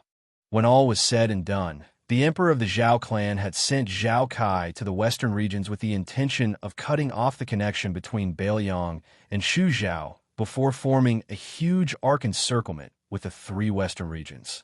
Unfortunately, he was intercepted by Su Fengyin and failed at the Iron Gate. However, when Chen Jibao entered Shu and was conferred the title of king, he inherited the strategic plan of the Northwest. Although Su Fengyin took advantage of this opportunity to win over the sixth jewel master and started to infiltrate the western regions, Chen Jibao quickly returned the favor and sat in western Shu while looking at southern Zhao. It could be said that both sides won and lost in this battle. However, to Great Peace City, which was watching from the other side, it was a win for them. Without Shu Zhao, which could allow Beiliang to retreat, Beiliang was equivalent to an extended strategic location. Even if the battle was tight, they could only fight to the death until the Su family's accumulated resources in Su Zhao's hands were exhausted. However, if he only wanted to make Su Fengyin angry, Su Beiji wouldn't have personally come to Mount Qingliang. The Lingzhou provincial governor's urgent audience came with a draft regarding the reform of the Beiliang's military. Previously, Su Fengyin listened to Chen Shiliang's suggestion and carried out a series of sweeping and decisive actions to clean up the accumulated abuses in the Beiliang army. A large number of captains and miscellaneous generals who were as numerous as the hairs on an ox were all fired. This made the originally unremarkable position of captains in the three provinces of Liang, Yuling, and Lingzhou become a powerful martial arts club that was only second to the three generals of a province. Then, he took back a large number of miscellaneous generals who were originally meant for the meritorious officials to retire at home. This shook the foundation of many of the general families in Beiliang. After the older generation of generals withdrew from the border, the titles that they wanted to pass down to their descendants as family heirlooms were swept into the trash basket of history. Most of the family's descendants had never personally accomplished anything. This created an invisible gap because the firewood for a family's torch was taken away. Su Beiji said that in times of peace, whether Mount Qingliang robbed the rich to help the poor or even killed the goose that laid the golden eggs, it wouldn't affect the Su family's position in Beiliang. However, right now, they were at a critical juncture where Beimang's million-strong army was pressing down on the border. Whether or not the general families were willing to contribute, they had to fight for it. After leaving Liangzhou, Su Fengyin didn't interrupt from beginning to end. It was always Su Beiji who spoke tirelessly about the pros and cons. Su Fengyin wasn't someone who couldn't listen to opinions, but he was indeed a bit troubled. To be more precise, he had difficulties that he couldn't speak of. If it had been anyone else who brought up this matter, Su Fengyin would have accepted it without hesitation. However, since it was Su Beiji who brought it up, Su Fengyin had to think carefully. Su Beiji didn't mind Su Fengyin's silence. He continued to talk about the general framework of Beiliang's army in his mind. The border army doesn't need to draw legs on a snake. Just follow the old rules and do things. The local officers, both old and new, are also clear about their duties. However, right now, Beiliang needs more people who are willing to fight on the battlefield. In the Battle of Liangmang, Beiliang was slightly better than Beimang in terms of leading soldiers. In terms of bravery, Beiliang had the upper hand. However, the more this is the case, the more we can't lose too much to Beiliang in terms of tenacity. Our Beiliang can't win 10 battles or dozens of battles only to lose everything because of one big battle. Chapter 1248. Su Beiji's eyes were resolute as he said in a low voice, "Beiliang's foundation is not strong enough to begin with. Now, the general families who have no hope of defending their positions are rushing to leave Beiliang. It's true that most of these people are vermin, but can't they really become part of Beiliang's fighting force? The battle between countries has always been about who can endure more and who can take more hits. According to my plan, Beiliang will have the titles of 3 great military generals. These 12 titles are destined to be given to the outstanding people of the border army who have made great contributions in battle. However, there will be 12 ranks of military generals in the ranks of colonel, and cavalry. There will also be 2 great civil generals. These titles will be tailor-made for the wavering spectators, for the general families who are willing to contribute money and effort, and for the scholars who are willing to come up with ideas. Of course, you have to ensure that these titles are recognized by the Liang Imperial Court. If possible, you have to ask the Great Peace City's Ministry of War for an edict to announce to the world. You have to ask the Zhao family's emperor and the Ministry of War and Ministry of Personnel not only to recognize the various ranks of Beiliang, but also to promise that any Beiliang official who wishes to leave the country can be demoted by 1 or 2 ranks. They cannot use any excuse to refuse." Su Fengnian laughed bitterly and said, "Juzi, do you really think that the Great Peace City's Ministry of War is a small courtyard of my house? Although my relationship with Liu Baijia is not bad, I'm sure that Sword Immortal Tang, she will fall to the ground when she receives the edict.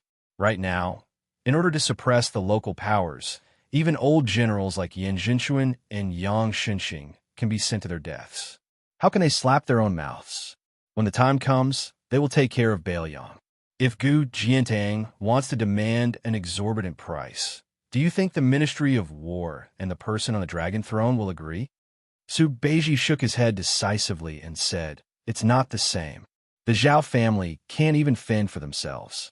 Right now, they're relying on Beiliang to fight to the death with Beimeng.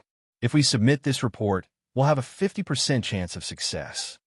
Su Fengnian also shook his head and sighed. "It's not that we can't send the memorial, but you have to know that last time we relied on Song Doming's suggestion that Beiliang send troops to pacify the Guangling Path, and the Imperial Court had already reluctantly sent over the grain. I don't think it's going to happen this time." Su Beiji loosened his grip on the reins and rubbed his hands. He said softly, "The memorial isn't going to be sent to the Ministry of War right now. Let's see when Xiao Changqing will be able to beat up the Imperial Court." Su Fengnian nodded and suddenly asked, "Do you know what I'm thinking?" Su Beiji turned to look at him and asked calmly, "Are you afraid that Chen Shiliang and I are like fire and water? Both of us think that a mountain can accommodate 2 tigers?" Su Fengnian let out a sigh of relief and said jokingly, "It's good that you know what you're doing. The 2 of you are both my friends and my master's precious unpolished jade. If either of you is gone, I'll die of heartache." Su Beiji also asked, "Do you know what I'm thinking?"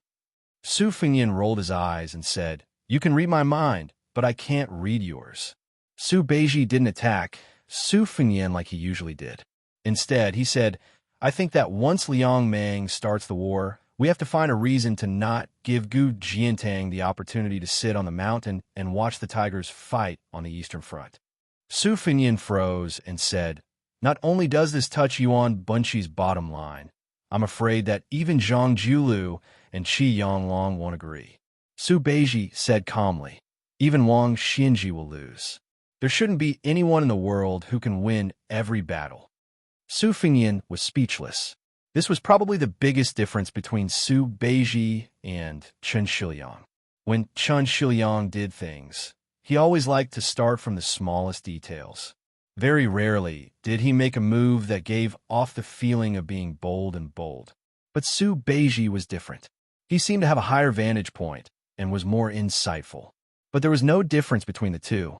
At least that was the case for now. Su Beiji smiled for no reason. Su Fengnian looked at this guy in confusion. Under the moonlight, Su Beiji looked to the north and said softly with a smile, "When I was young, I always wanted to go south with my grandfather and fight Bailiang. I didn't expect it to be the other way around.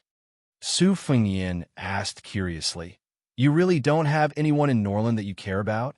For example, do you have a girl you grew up with? Are there any good men who share the same interests? Are there any bastards who you want to ride on top of his head to vent your anger? Su Beiji's face was calm as she replied softly, No. A plan could be worth a city, and a few words could set the foundation of a country. Su Fengyan was waiting to see who would become the first strategist in Bailiang to be worthy of such a title. At this time, one of the 100 swords of the Wu family sped up and passed by Wu Luding and the female sword attendant. He came to Su Fengyan's side and cupped his fists. He said loudly, I am Xie Chungan from a fallen country. If I may be so bold as to ask, would your highness be willing to spar with me when you are free? Su Fengyan smiled and said, Is it for yourself or for Western Shu? Xie Chungan, who had once lost to the sword emperor of Western Shu by half a sword, said honestly, both. Su Fengyan pulled on the reins of his horse and rubbed salt on the wound of an old swordsman. He said lazily, Senior Sui, someone wants to spar with me. Shouldn't they ask you first? It was indeed Su Fengyan's latest defeated opponent, Sui Xiegu. He was so angry that his white eyebrows fluttered.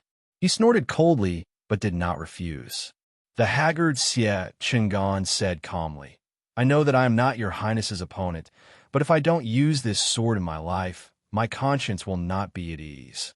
Chui Hua, who was resting with her eyes closed, asked coldly, Xie Chungan, after entering the tomb, Do you have any sword of your own to speak of? Xie Banjian's expression suddenly dimmed. He wanted to speak, but stopped. Wu Luding laughed and said, It's fine, it's fine. Since we have left that lifeless place, we don't have to pay too much attention to those rules and regulations. Grandfather Xie said it was a spar, not a life and death battle. I believe that the king of Bailiang is magnanimous. If we don't fight when we are in an invincible position, it would be unreasonable. That's right. Su Fengyan turned his head and looked at the sword crown of the Wu family, who he had never dealt with. All right, let's spar too. Wu Luding snorted and said angrily, Afraid of you? You picked the place, I picked the time. Su Fengyan said, Right here. Wu Luding said shamelessly, 100 years later. Most of the Wu family swordsmen had strange expressions on their faces. To have such a young master as their leader was really a disgrace. A middle-aged swordsman also sped up his horse and asked with a smile, I heard that the king of Bailiang started practicing with the blade? Su Fengyan asked with a smile, What? You, Zhang Wantai, lost to Gu Jiantang in the peak battle in front of the Wu family sword tomb, and now you want to get back at me, who also practices the blade? Zhang Wantai was also honest. He nodded and said, I think so, but it is as difficult as ascending to the heavens. The beautiful swordsman Wu Luding called Annie Nalen did not go up to join the fun, but cleared her throat and asked with a laugh, Wang Yi, I will not seek humiliation by competing with you. I just want to ask a small question. Wang Yi, you are so handsome. If I were 10 or 20 years younger, would we be able to live together? Su Fengyan turned his head and said with a smile, Sister, how about you be the wet nurse for my children in the future? The woman's chest rose and fell with the movement of the horse's back. Her aura was turbulent. After hearing this, she didn't get angry. Instead, she teased, If I had known earlier, I would have gone to find Princess Consort and shamelessly claimed her as my sister. Perhaps Prince Yi would have been able to call me that now. Su Fengyan said helplessly, Fortunately, you did not claim my mother as your sister 20 years ago. The sword maniac Helian, the sword monk Shui Meigong, and the oldest swordsman of the Wu family sword tomb all smiled. After a wave of laughter, Su Fengyan said, You are all famous grandmasters of the sword. If you want to compete with me, then forget it. I will not agree. On this trip, Su Fengyan only had a cold blade at his waist. His fingers rubbed the hilt of the blade at his waist. He raised his head to look at the sky and smiled. When we reach the border, you should see the best blade in the world and see how good it is. In the middle of winter, when it was snowing, the cold blade would be unsheathed and held horizontally. When there was no one around, it would cut the snow. Some people would cut off their heads and drink the blood. Chapter 1249. There are 2 more chapters in the evening. Northwest Frontier Fortress, a lonely city surrounded by clouds and sand. At dawn, a tall Qi refinement grandmaster pulled the reins and reined in the horse. Looking at the desolate scene of the vast sky and high ground, she felt particularly peaceful. She only had 2 horsemen at her side. Wu Luding and the female sword attendant had parted ways with the Wu clan cavalry a day ago. Under the escort of the white horse Yizong, they had headed together to the base of the Northern Liang Protectorate that was overseen by Mount Chu. If everything went as expected, this group of top-class swordsmen would serve as the sharpest and most secretive blade tip of the Northern Liang border army. As for the young minister, Su Beiji, he had already turned back on his horse. She, Su Fengyan, and Sui Xiegu continued north. They directly passed through the border defense line of Liangmang and swaggered into the Southern Dynasty's Dragon Way state. Tantai Pingjing bent down and stroked the soft mane of the horse. This horse was extraordinarily handsome. Indeed, only Bailiang could raise such an outstanding horse. She looked up at the quiet young Prince Liang sitting high on the horse. Along the way, intelligence reports were constantly sent to him. Su Fengyan read them and burned them casually. It seemed that he had not once interfered with the border military affairs. This kind of hands-off boss seemed very relaxed and comfortable. It was as if he could do the job well for anyone who sat in his position. However, Tantai Pingjing was not a frog at the bottom of the well. Since Bailiang claimed to have 300,000 cavalry, if they were in a peaceful world, not a person with the surname Su could be the Prince of Peace. The Zhao family of Liang would have already cooked the hound. Not to mention, in the current chaotic world, Beimang's million-strong army was pressing on the border. If any mediocre lord who could not convince the masses had the Northwest Gate, before the Beimang army showed their strength, the Bailiang side would have been in chaos. No matter how many border troops there were, as long as the army's morale was slack, even if they gave Bailiang 300,000 soldiers, they would still not be able to stop the fierce army of Beimang that was released from the cage by the old woman. Su Fengyan's thumb and forefinger subconsciously rubbed the rough reins. He stopped the horse on the slope and looked into the distance. The fire and smoke sank to the west. The valley was quiet and the mountains were empty. But the general could fight 100 battles without the emperor building the Great Wall. This was a frontier fortress poem that was popular in the Central Plains. The poet was a poor scholar with a bright future, but trouble came from his mouth. Because of this poem, the poet was suspected to be cold and charming in the literary world. After the poet returned to the Central Plains to be an official, he wasted more than 10 years in the local officialdom and never got promoted. In the end, he was depressed and resigned. When Su Fengyan first traveled in Jianghu with Huang, he once went to the poet's hometown. Although he was very embarrassed at that time, it was not a problem for him to pretend to be rich and buy a pot of wine to visit. Unfortunately, he only saw the moss and did not see the poet. Su Fengyan gently exhaled a turbid breath. At that time, he only thought that the emperor of the Zhao family must have done something. Later, when he personally experienced some of the officialdom rules, he gradually understood that it was not the man sitting on the throne who was so narrow-minded. It was the local officials who were trying to figure out the emperor's mind. Not to mention the distance, just the nearby Bailiang. How many officials, in order to curry favor with him, often used expensive antiques, calligraphy, and paintings to establish a relationship with the Bailiang's Lu family in Qingzhou? How many unknown back doors did they open for the Lu family's children in Bailiang's officialdom to be unimpeded? Even some of the best teachers in Bailiang's academies favored the Lu family's children who had mediocre literary talent and hoped to establish a relationship with the Lu family and then the Su family. If it were not for Lu Qingyan's opinion, Lu Feiqi, the head of the Lu family, would have used this opportunity to become the leader of Bailiang's literary world. Su Fengyan could not help but feel a little sad. He still remembered the ordinary bamboo lantern that the ancestor of the Lu family gave to Lu Feiqi before he died. He wanted Lu Feiqi to take over the lantern that swayed with the chaotic times and strive to pass it on. Obviously, Lu Feiqi, who had long complained about the family moving to the barren Beiliang, suddenly found that the Lu family had a great reputation in Beiliang after the process of taking root in Beiliang was too smooth. Not only Lu Feiqi, but the entire Lu family was too complacent and was far less conceited than the old fox Wang Linquan, who was a relative of the emperor. But what really made Su Fengyan depressed was Wang Linquan's obedience.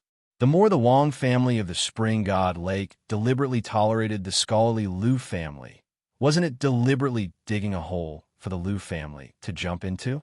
Compared to the Lu family's insensibility, Wang Linquan's overt schemes were actually more of a headache for Su Fengyan. But these were difficult to resolve and could not be explained clearly. As the son-in-law of the two families, Su Fengyan could not use his status as the king of Beiliang to bully others. The more he did, the more mistakes he would make.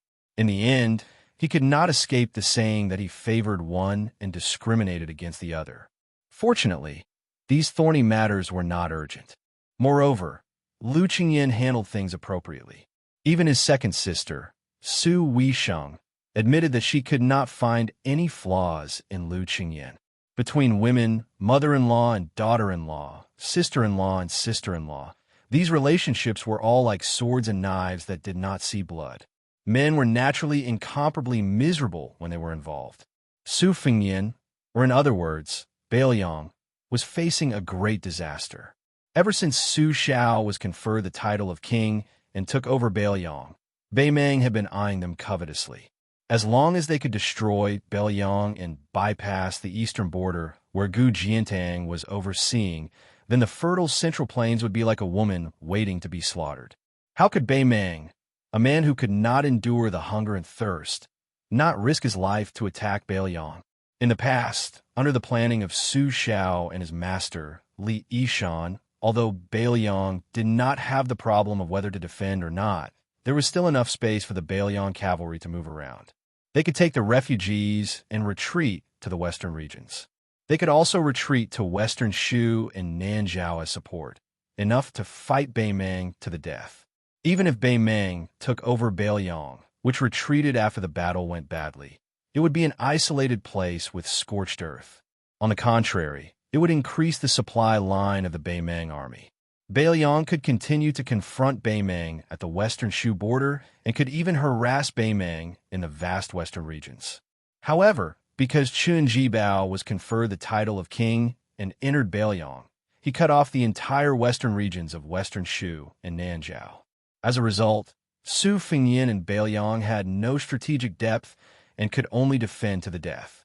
Su Fengyan felt an indescribable sense of guilt deep in his heart.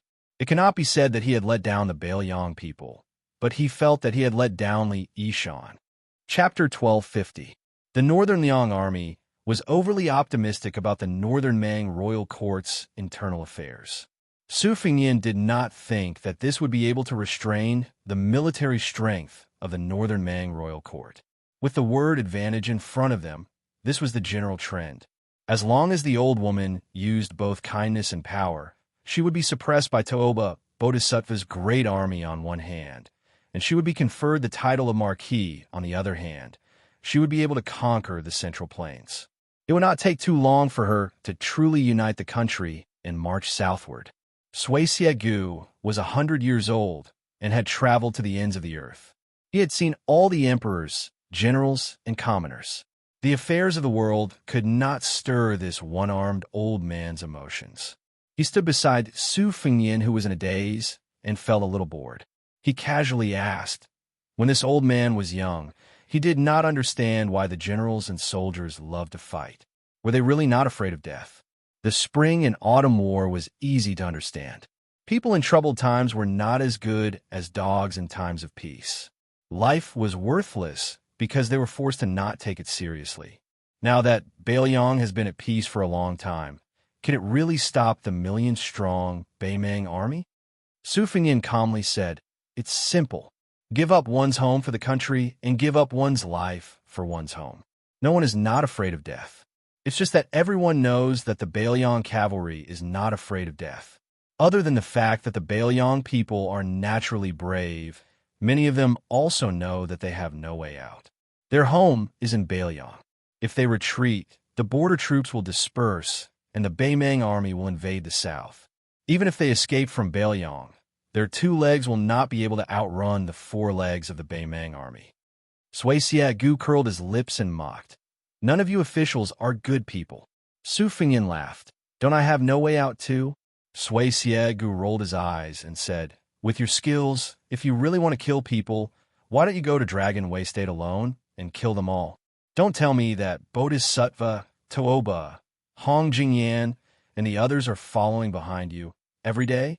Su Fengyan said indifferently, I can kill like this, but so can the people on the Beimang martial arts ranking. When 2 countries are at war, this kind of action can't be said to be meaningless, but it really doesn't have much meaning. Of course, if one day Beiliang can no longer defend the Northwest Gate, I will definitely do so. Xianxia Gu was about to speak when he heard Tanai Pingjing snort coldly. The sword-eater old monster immediately shut his mouth. At this moment, there was a cloud of dust in the distance. Looking at the route, it seemed that they were going south. They probably saw the 3 horses on the small sand slope. These people with superb riding skills headed straight for the slope. However, they did not act blindly without thinking. Instead, they stopped 500 feet away from the bottom of the slope and looked at Su Fengyan and the other 2 on the slope. This was a Northern Mang elite scout. Judging from his armor and clothing, he wasn't the Crow Palanzi who was equally famous as Northern Liang's wandering crossbowman. He should be the vanguard under Southern Dynasty's great General Lu Gui's direct command. Lu Gui was once praised by the Beimang Empress as being half a Su Shao. He was originally one of the candidates to replace Huang Songpu as the king of the southern courtyard. However, the fatty dong that the old woman mentioned beat him to it. As a scout, regardless of whether it was from the Northern Mang or the Northern Liang, they were all very particular about the rules. Unless they encountered each other on a narrow path, collecting military intelligence under the premise that their whereabouts were not exposed was their first priority. However, if they could casually take the enemy's head, no one would refuse. A rider rushed out of the group of scouts and shot an arrow from 100 paces away. His aim was excellent. The arrow flew straight towards Su Fengyan's head, who was in the middle of the 3 riders on the slope. This barbarian probably wanted to confirm the strength of these 3 riders. If they were not to be trifled with, then he would retreat. If they were just embroidered pillows, then he would kill them and take their horses. Now that the 2 armies of Liang Mang were facing off, the scouts would be the first to exchange lives. Su Fengyan turned his head and dodged the arrow. The scout quickly turned his horse around and retreated. Xianxia Gu stared with wide eyes and asked, You don't want to eat meat that's delivered to your mouth? Is a mosquito meat? Su Fengyan shook his head and said, Naturally, there will be top-notch Beiliang crossbowmen secretly watching us. Right now, Beimang's harassment seems very inexplicable. In order to obtain Beimang's precise motive, I have already paid an immeasurable price. The route of these Beimang scouts is the most valuable clue. As for who is the real bait, it will depend on the strength and luck of both sides. Xianxia Gu said in a carefree manner. Bent intestines, how unpleasant. Su Fengyan laughed and said, Do you want Beimang's million-strong army to obediently gather in one place and then fight with 30 of us in one go? Xianxia Gu asked back, You save the trouble, and he saves the trouble. Everyone will be happy. Whoever loses will scram. What else do you want? Su Fengyan couldn't help but laugh. The Northern barbarians really want Beiliang to do that. To be honest, I also want to do that. The old swordsman's words sounded very absurd and amateurish. But if Liang Mang could really be so decisive and leave no room for negotiation, then everyone would be happy. Northern Mang would have the hope of taking down the tiger blocking their way south, and Northern Liang would also have the hope of defeating the Northern Mang army in one fell swoop. Beimang's advantage was very obvious. They had an absolute advantage in terms of numbers, but Beiliang's advantage was that Beimang's army was temporarily leaderless.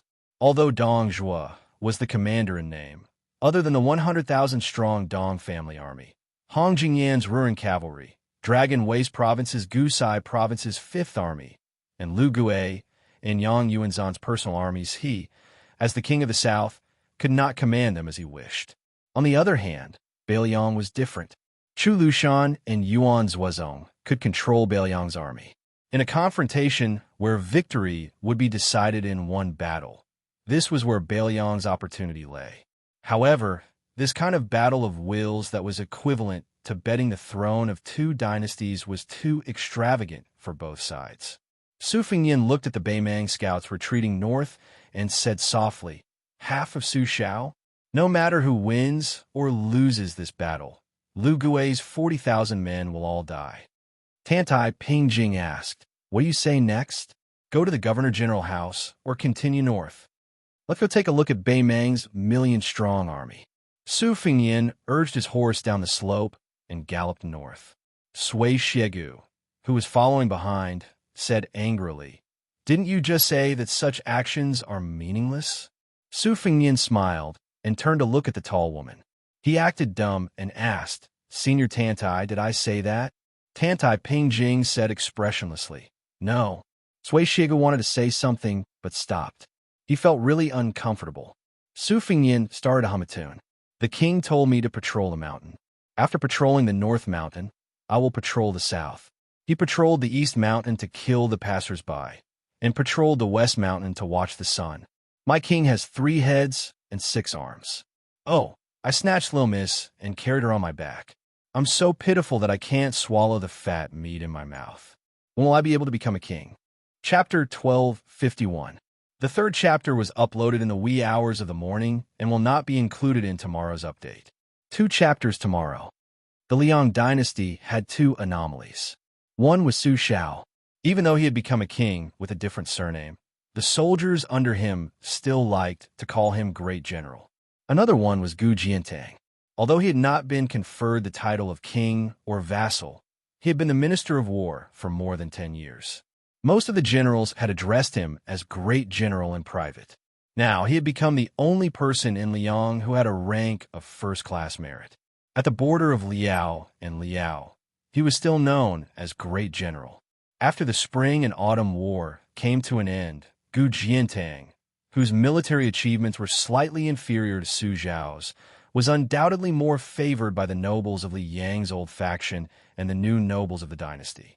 After Su Zhao's death, the well-deserving leader of Li Yang's army left the capital and took charge of the entire military and politics of the northern lands. Whether it was the authority in Gu Jiantang's hands or his reputation in Li Yang's court, both rose sharply. Even the dullest officials in the capital knew that General Gu Jiantang, who was far from being called an old official, would become a pillar of support for 3 dynasties. It was only a matter of time. Don't forget that Gu Jiantang was also an expert who had entered the martial arts rankings. With his strong body and great energy, it would be too easy for him to last another 20 to 30 years. Therefore, the saying that border generals were envied did not apply to Gu Jiantang. After Gu Jiantang took over the Liao, the eastern front of the Liang dynasty, which had eaten up countless soldiers' salaries and silver, was said to be impregnable. Everyone in the Liao border army followed Gu Jiantang's lead. Especially before Great General Gu resigned as the Minister of War, Great Peace City had some objections to the bottomless Liao soldiers' salaries. After Gu Jiantang left the capital and went to the north, although Gu Lu, which had lost its backbone, started to fall apart, the court's support for the eastern Liao border army became greater and greater. Originally, the court would be hesitant about the rewards for the soldiers at the border, dragging it out and reducing it if they could. Now, it was unobstructed and not reduced. With such a general, the Liao border army had a new look and a rare morale. There were even rumors circulating in private that Great General Gu might be able to go one step further. Since Su Xiao was a great general, Su Xiao had been a pillar of the country, and he was also one. Then, since Su Xiao was a king with a different surname, why couldn't he, Gu Jiantang, be one? Who in the world didn't know that the court was wary of Beiliang, but trusted Great General Gu?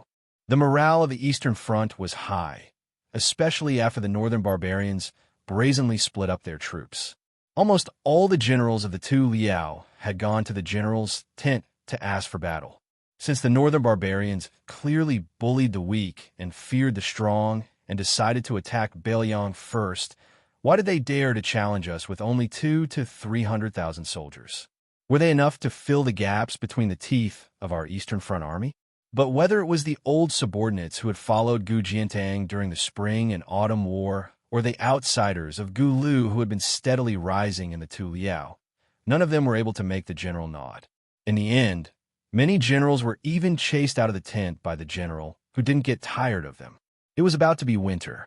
The Tu Liao were bitterly cold, and the coldness was bone-chilling. On the official road leading to a Wu castle, the leader of the cavalry was a man wearing a slightly old and expensive fox fur coat. Under the fox fur coat was an iron armor that was still as bright as new after many years. Behind him were 200 elite light cavalrymen who were familiar with archery and horses. The man was no longer young. His hair was white, but at a glance, there was no trace of fatigue or lethargy on his body.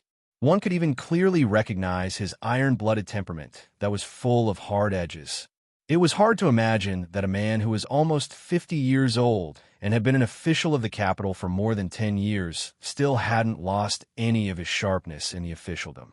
On the contrary, those 10 years of hibernation were like 10 years of sharpening a knife. The more you sharpened it, the sharper it became. It must be known that the old fur coat he was wearing had extraordinary significance. Back when the Zhao family ruled the world, the late emperor of Liang rewarded them according to their merits. Countless civil and military officials were promoted and rewarded with wealth and mansions. However, only 3 people were bestowed with fox fur coats by the late emperor. At that time, the only civil official who received this honor was the youngest grand secretary in the history of Liang, the blue-eyed Zhang Jilu. The only generals who had helped the Zhao family conquer the world with a blade and a spear were Su Xiao and him. After he gave the talisman knife Nanhua to that interesting young man, he only had the most ordinary frontier army battle knife as a pendant. However, no one dared to deny that he was the #1 expert in blade techniques in the world. Unlike the top swordsmen of Jianghu, who each had their own style, the people who used the blade in the world, even those who were crowned with the title of Grandmaster, seemed to be miles apart from this person. No wonder Wu Ping said that he alone occupied half of the world's blade intent. A group of travel-worn riders entered the official road from a small path in the west. Behind the man were 2 young military officers with similar appearances. One of them frowned slightly, while the other, younger, smiled knowingly. In the entire Liao, only that girl and that madman dared to block the road like this. It couldn't be helped. One of them was their father's most beloved daughter, while the other was half a son and half a son-in-law. These 2 military officers with real power at the border were not the sons of the aristocratic families in the capital who came to Liao to gild their names. They were able to obtain their positions and military power today because of the military merits they gained from climbing through piles of corpses on the battlefield. Gu Donghai and Gu Xishan were sons of the most influential families in the Liang dynasty. However, these 2 young men had started out as ordinary soldiers. After they were promoted to military officers, even their superiors didn't know their true identities. It wasn't until they became military officers in charge of military affairs that they were able to enter the sights of the high-ranking generals of the Tu Liao. At that time, they were still the sons of the Minister of War. Only then were they recognized by the generals who were familiar with the capital's officialdom. The man and woman of the cavalry naturally rode side by side with Gu Donghai and Gu Xishan, without any sense of unfamiliarity. Gu Xishan rudely said to that guy, "Madman Yuan, you came empty-handed? You're not paying attention, kid? Aren't you afraid that your future brother-in-law won't pay attention to you?" The young swordsman called Madman Yuan grinned, revealing a mouthful of cold, snow-white teeth. He gestured with his chin at the woman beside him. "What's there to pay attention to? This time your sister almost burned down Wild Goose Castle in Jizhou. Gu Xishan, your family sells vinegar, right? You're such a big vinegar jar. With a ruckus, the entire Liao can smell the vinegar." The woman smiled, but didn't say anything. Gu Shishan laughed and said, "You should be content. If it was anyone else who dared to do this, wouldn't the man's thing be castrated to go with wine? Not to mention the women of Wild Goose Castle. Even if it was a princess or a princess, she would go up and slap them. This time, she was just giving people a hard time. You should be burning incense to thank the gods." Chapter 1252. The young man with the saber at his waist was the #1 saber in the world, Southflower Saber.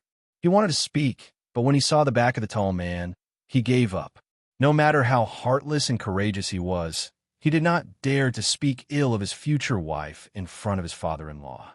Gu Shishan stared and asked, "Yuan Tingshan, did you really come empty-handed?"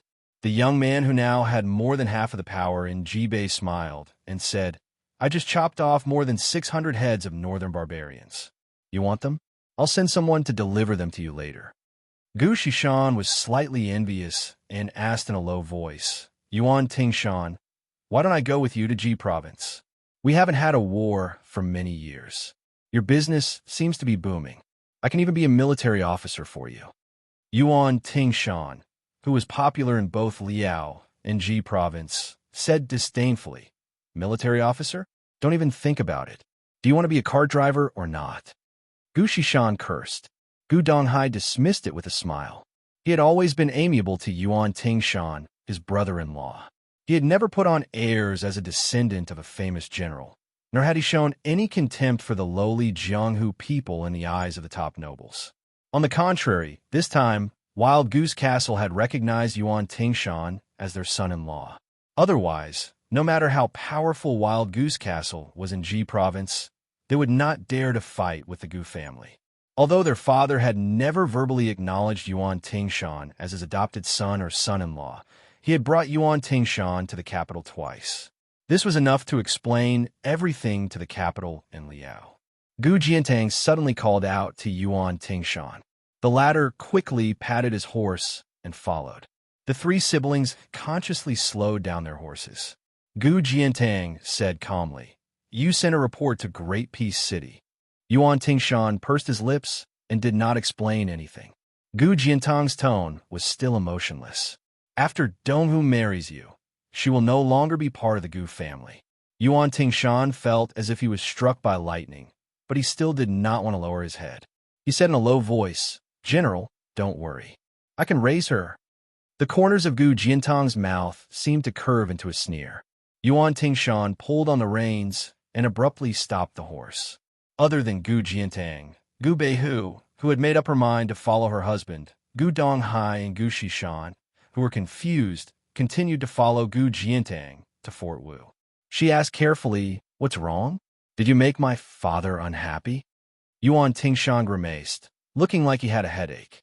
The horseman he brought with him also stopped by the side of the road. Yuan Tingshan rubbed his chin and said, "Your father is really interesting. He obviously wants to eat the 200,000 Beimang soldiers, but he wants to be a stone Buddha. Even after I handed over the booklet, it would only benefit your father, but your father still refused. I just can't figure it out. What's the point of being a pillar of the country?" Gu Beihu was shocked. Wasn't that memorial to ask for merit from the Ministry of War? Yuan Tingshan tilted his head and spat. "A few hundred barbarians' heads are nothing to me. I'll feel ashamed if I tell others about it. If I want to do something, I'll do something big. This time, I'm helping the Zhao Emperor kill a man. His head is worth a few 100,000 barbarians." Gu Beihu was stunned. Gu Jianeng turned his head and looked toward the south. His eyes were dark and complicated. In the imperial study of Great Peace City, the Emperor of Zhao walked to the center of the study, squatted down, and used a pair of tongs to stir the charcoal in the brazier. Beside him, Song Tonglu, the head of ceremony directorate who served the emperor, bent his back and trotted over. His steps were quiet, like the steps of an agile cat, but one could see that this successor of Han, Xianxia, was trembling with fear. There was a memorial in the hand of the emperor of Zhao clan, and Song Tonglu knew it very well. It was sent to him by Yuan Tingshan, a popular figure in Jibei. As for what was written on the memorial, when Han Xianxia was still the head eunuch, he could read it first before deciding whether to submit it to the emperor or to the Ministry of War. But now, the imperial palace had set up an assistant eunuch, and Song Tonglu did not dare to touch it anymore. The emperor of Zhao family held the memorial and placed it on the burning charcoal. But when he lit a corner, he hesitated and pulled his hand back. He knocked on the edge of the brazier and extinguished the flame. There were 4 or 5 life attendants in the imperial study. They were all quite young, and they were still buried in their books. They did not seem to have noticed the strange scene. The charcoal fire shone on the pale face of the emperor of Zhao family.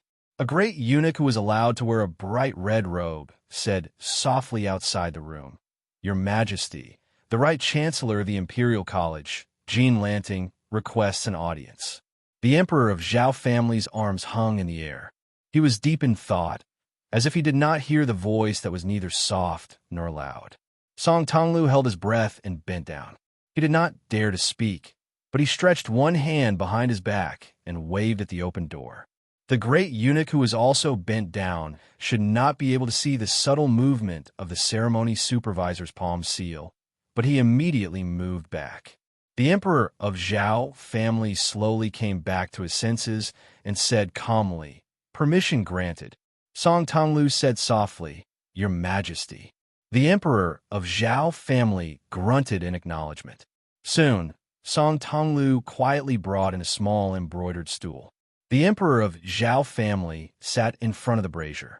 The memorial was placed on the front lapel of his yellow dragon robe. It was placed on a beautiful dragon that was baring its fangs and brandishing its claws. Jean Lanting, who had a beautiful beard, stepped over the threshold and was about to kneel down when the emperor of Zhao family said softly, "You're excused." The emperor of Zhao family stretched out his hand. Song Tonglu hurriedly brought in another stool. Jean Lanting, who was flattered, carefully sat down after thanking him. The emperor of Zhao family looked at the scholar from Bailiang. The haze between his eyebrows seemed to have lightened a bit. He said pleasantly, "Third young master, do you have something to report?" Jean Lanting's expression was calm and resolute. It was as if he was possessed by God. He looked like he was about to die. He said respectfully, "I do have something to report. I should have reported it to you, but I think I should still report it to your Majesty face to face." Jean Lanting stood up, bent down, and took a few steps back. He knelt down with all his strength and prostrated himself on the ground. He said slowly, "Your humble servant Jean Lanting wants to impeach Grand Secretary Zhang Julu for 10 major crimes." Your humble servant. Grand Secretary. In the imperial study, almost all of the emperor's personal servants trembled. The emperor of Zhao family was silent. In the eastern palace, Crown Prince Zhao Zhuan stood alone under the golden birdcage with a dumb parrot. He was whistling happily. He said to himself, "His purpose is to be the world's #1 traitor since ancient times. He used power to avoid it. Let me calculate. How many crimes are there? Controlling the power of the court and acting arbitrarily, raising a border army for private reasons and squandering the national treasury, colluding with the powerful eunuch Han Xianxia, framing the valiant martyr Han family for personal reasons, not doing enough to govern the country, leading to the restoration of West Chu. And I can't seem to think of anything else even after racking my brains." Speaking of this, the crown prince smiled. "It's really been hard on our third young master, Jean." Chapter 1253. As Beimang's army moved southward, Liuwa City, which was located at the border of Dragonway State, became an extremely eye-catching town. After the previous city magistrate, Tao Qianji, died without reason, the new city magistrate who replaced him naturally rose in status in the imperial court. However, when he received the news in haste, he was still quite frightened. Leading a few of his personal guards, he rushed out of the city with all his might. However, at the intersection of an official road and a small winding path, he was rudely stopped. The city overseer did not complain at all, only resentfully returning to his residence. On the way back, he didn't need a rush. From time to time, he would turn his head to size up the few solemn cavalrymen. "Hey, it's Beimang's self-proclaimed second-best scout, Crow Palanzi. It's said that training a single Crow Palanzi is comparable to training 2 heavy cavalrymen in Biding's imperial tent. Only that fatty was willing to spend so much money. Ever since Dong Zhuo was promoted, he still wore armor when he went out. Even when he went to the imperial court to see Her Majesty, he didn't wear the prominent official robe of the king of the southern courtyard. However, this time, he didn't alert any of the border armies. When he arrived near Liyue City, he changed into this robe that could be said to be second only to one person. He held the small hand of Tao Qianji's daughter, Tao Manwu, and walked to the front of the old and new graves. The old grave was quite old. Although the one lying in it had no relatives or friends, it wasn't overgrown with weeds in the past. This was because when the one lying in the new grave was alive, he would often have people pull out weeds. After he retired from the position of Commandant of Chong and became the city magistrate of Liyue City, he would often visit the grave. Unfortunately, now that he was neighbors with the old guy, he was powerless even if he wanted to. Dongzhi was squatted behind him and put a pot of wine at his feet. He first quietly pulled out the yellowed weeds on the old grave and murmured, "Old Corporal, don't blame little fatty Dong. I once swore that as long as I didn't become a rank 1 high official, I wouldn't have the face to visit your grave and toast you. Today, this little fatty can be considered to have struck it rich. Your face is so bright, why don't you grin? What? Do you finally realize that your mouth full of yellow teeth looks terrifying?"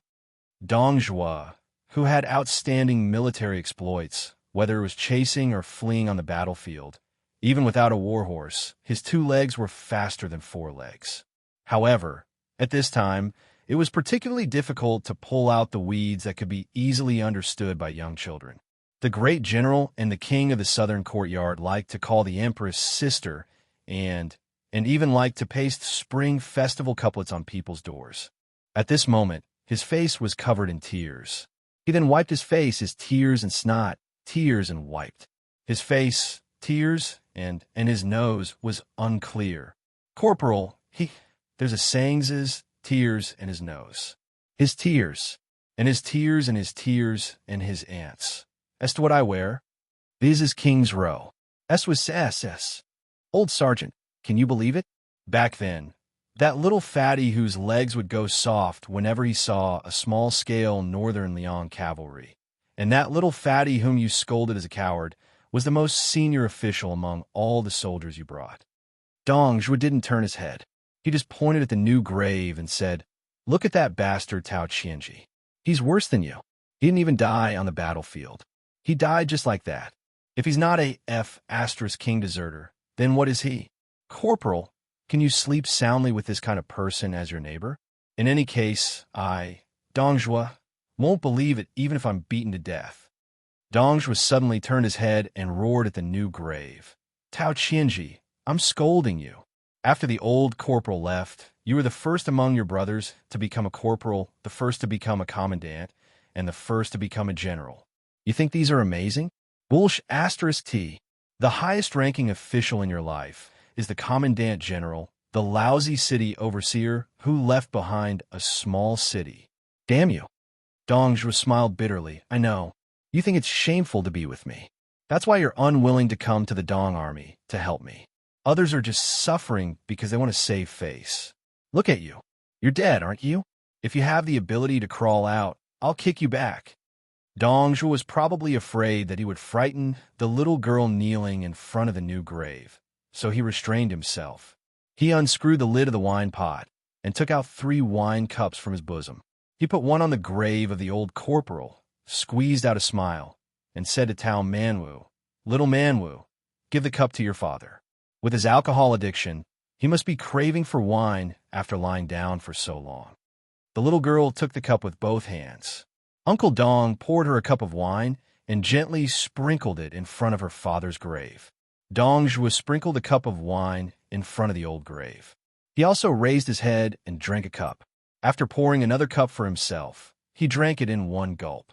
Seeing little Manwu holding the cup with both hands, Dongzhi smiled and said, "I won't let your father drink. I'll just let him lie there and stare." The little girl's eyes were filled with tears, but she tried hard not to cry out loud. She felt wronged and sad. Dongzhi hurriedly poured a cup of wine for her. Seeing the child seriously sprinkle another cup of wine, Dongzhi's eyes became sour again. He tilted his head to look at the new grave and said in a low voice, "Don't worry, little Manwu is more of a daughter than my own daughter. As long as I conquer Bailiang, if I'm still alive, I won't dare to say that I'll give the entire Central Plains to little Manwu as a dowry, but half of it won't be able to escape."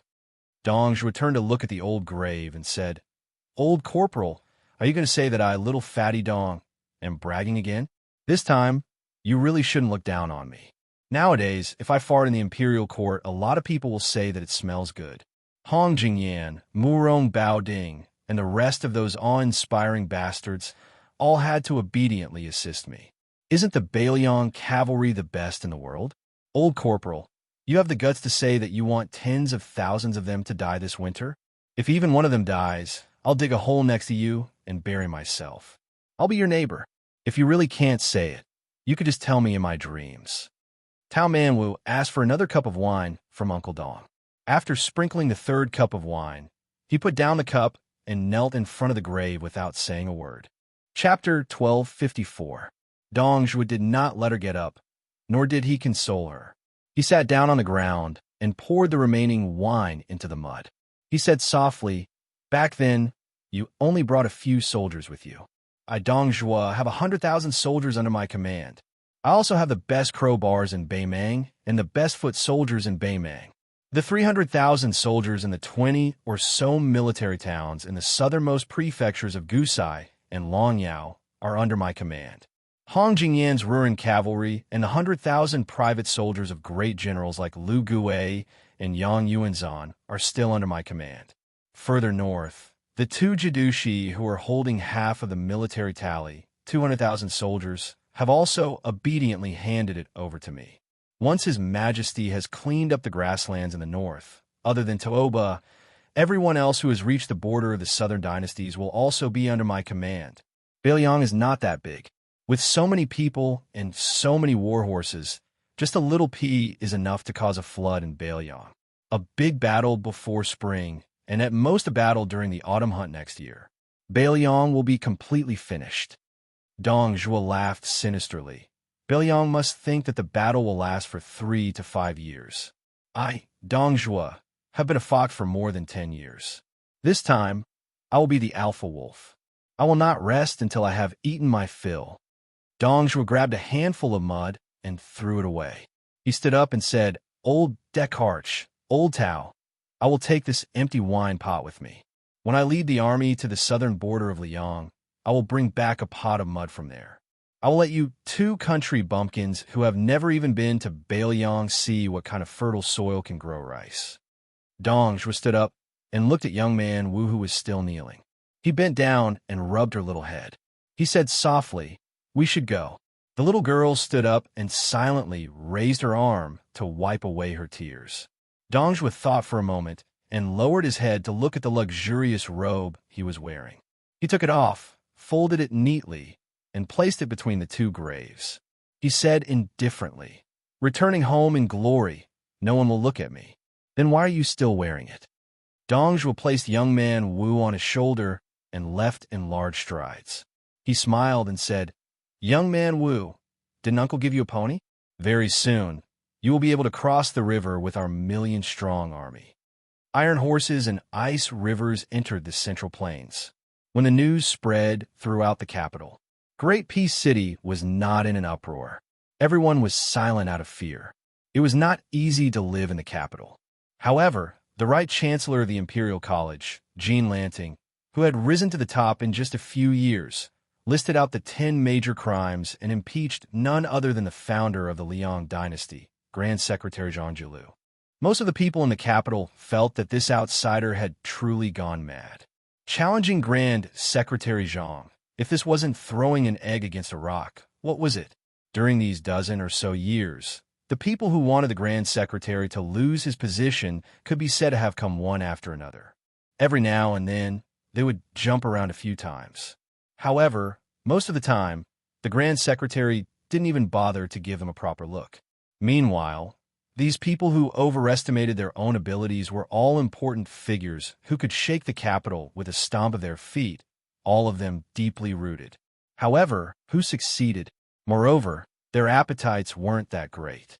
They only wanted that green-eyed child to take off his official robe, not daring to have this number one civil official of Liang imperial court meet the late emperor. Of the 10 great crimes, the one that everyone believed in the most was actually the one that forced the death of Ji province's Han family. This was indeed a secret matter passed down by the father's son-in-law grand secretaries. Jean Lanting used the 8 words lantern light continues, endless salary, to describe Zhang Julu's political reform. It could be said to be incomparably accurate. Meanwhile, what was worth pondering over was the crime of colluding with the powerful official Han Xianxia, leading to a foul atmosphere in the inner and outer courts. Now that the human cat Han Xianxia was already dead, how was the Grand Secretary going to defend himself? However, the one that carried the most destructive force was also the one that left everyone feeling the most inconceivable. It wasn't privately raising the 2 vast border armies, but rather the last of the 10 great crimes. After ruling for more than 10 years, he opened up a large amount of salt and iron, pouring all of his energy into the northwest. When this news quickly settled down, it seemed like it quickly disappeared without a trace, but more and more people began to chew on the hidden meaning within. Even though the Grand Secretary still participated in the court assembly every day, when he needed to stay overnight, he would definitely be on duty in the Minister province, handling all types of government affairs still in an orderly manner. However, it wasn't strange for the Grand Secretary's residence to be completely deserted. After all, the Grand Secretary had never liked to privately meet with guests. However, the great residences on the same street as the Grand Secretary also began to be deserted, making the onlookers' imaginations run wild. More importantly, this time, Zhang Julu didn't strike like he did against Zhao Shirshuangui. Bai Yin didn't react at all to the ungrateful and mad dog-biting of 3rd Jean, the right chancellor of the Imperial College. At the same time, there was one matter that had to be mentioned. That was Yin Mao Chun, who had the title of Hidden Minister and was in charge of the evaluation of local officials this year, had quietly returned to the capital ahead of time. The emperor and the crown prince paid a visit to Qi Yanglong's mansion. Huanwen claimed that he was sick and didn't participate in the court assembly. Immediately after, the sound of winter thunder rang out in Great Peace City. General Yang Xinxing, who had been caught by the West Shu rebel army and was covered in dirt, secretly went to Great Peace City to prove that the Grand Secretary Zhang Julu had framed the Han family in the past and wasn't wrong. On the day of the beginning of winter, the emperor personally led a group of Great Peace City officials to welcome the winter in the northern suburbs. Among the nobles, other than Huan, who still didn't appear, all the officials in the capital led by Zhang Julu were present. Thus, there was no morning court assembly for the beginning of winter.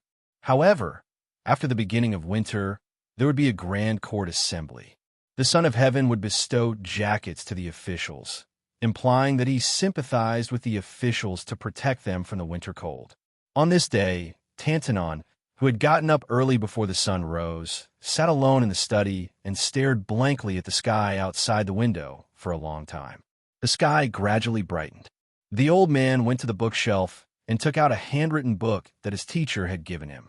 He ground the ink himself and shakily wrote a line of words on the title page of the handwritten book.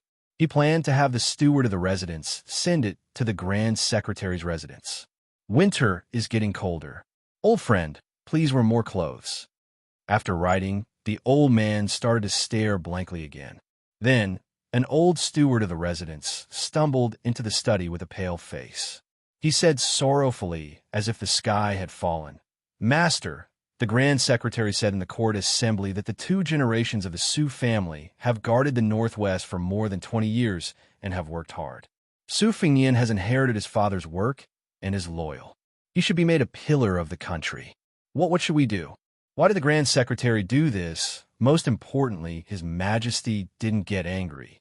Although he didn't agree to the pillar of the country, after the imperial edict was rejected, he once again bestowed the new Prince Liang a pillar of the country.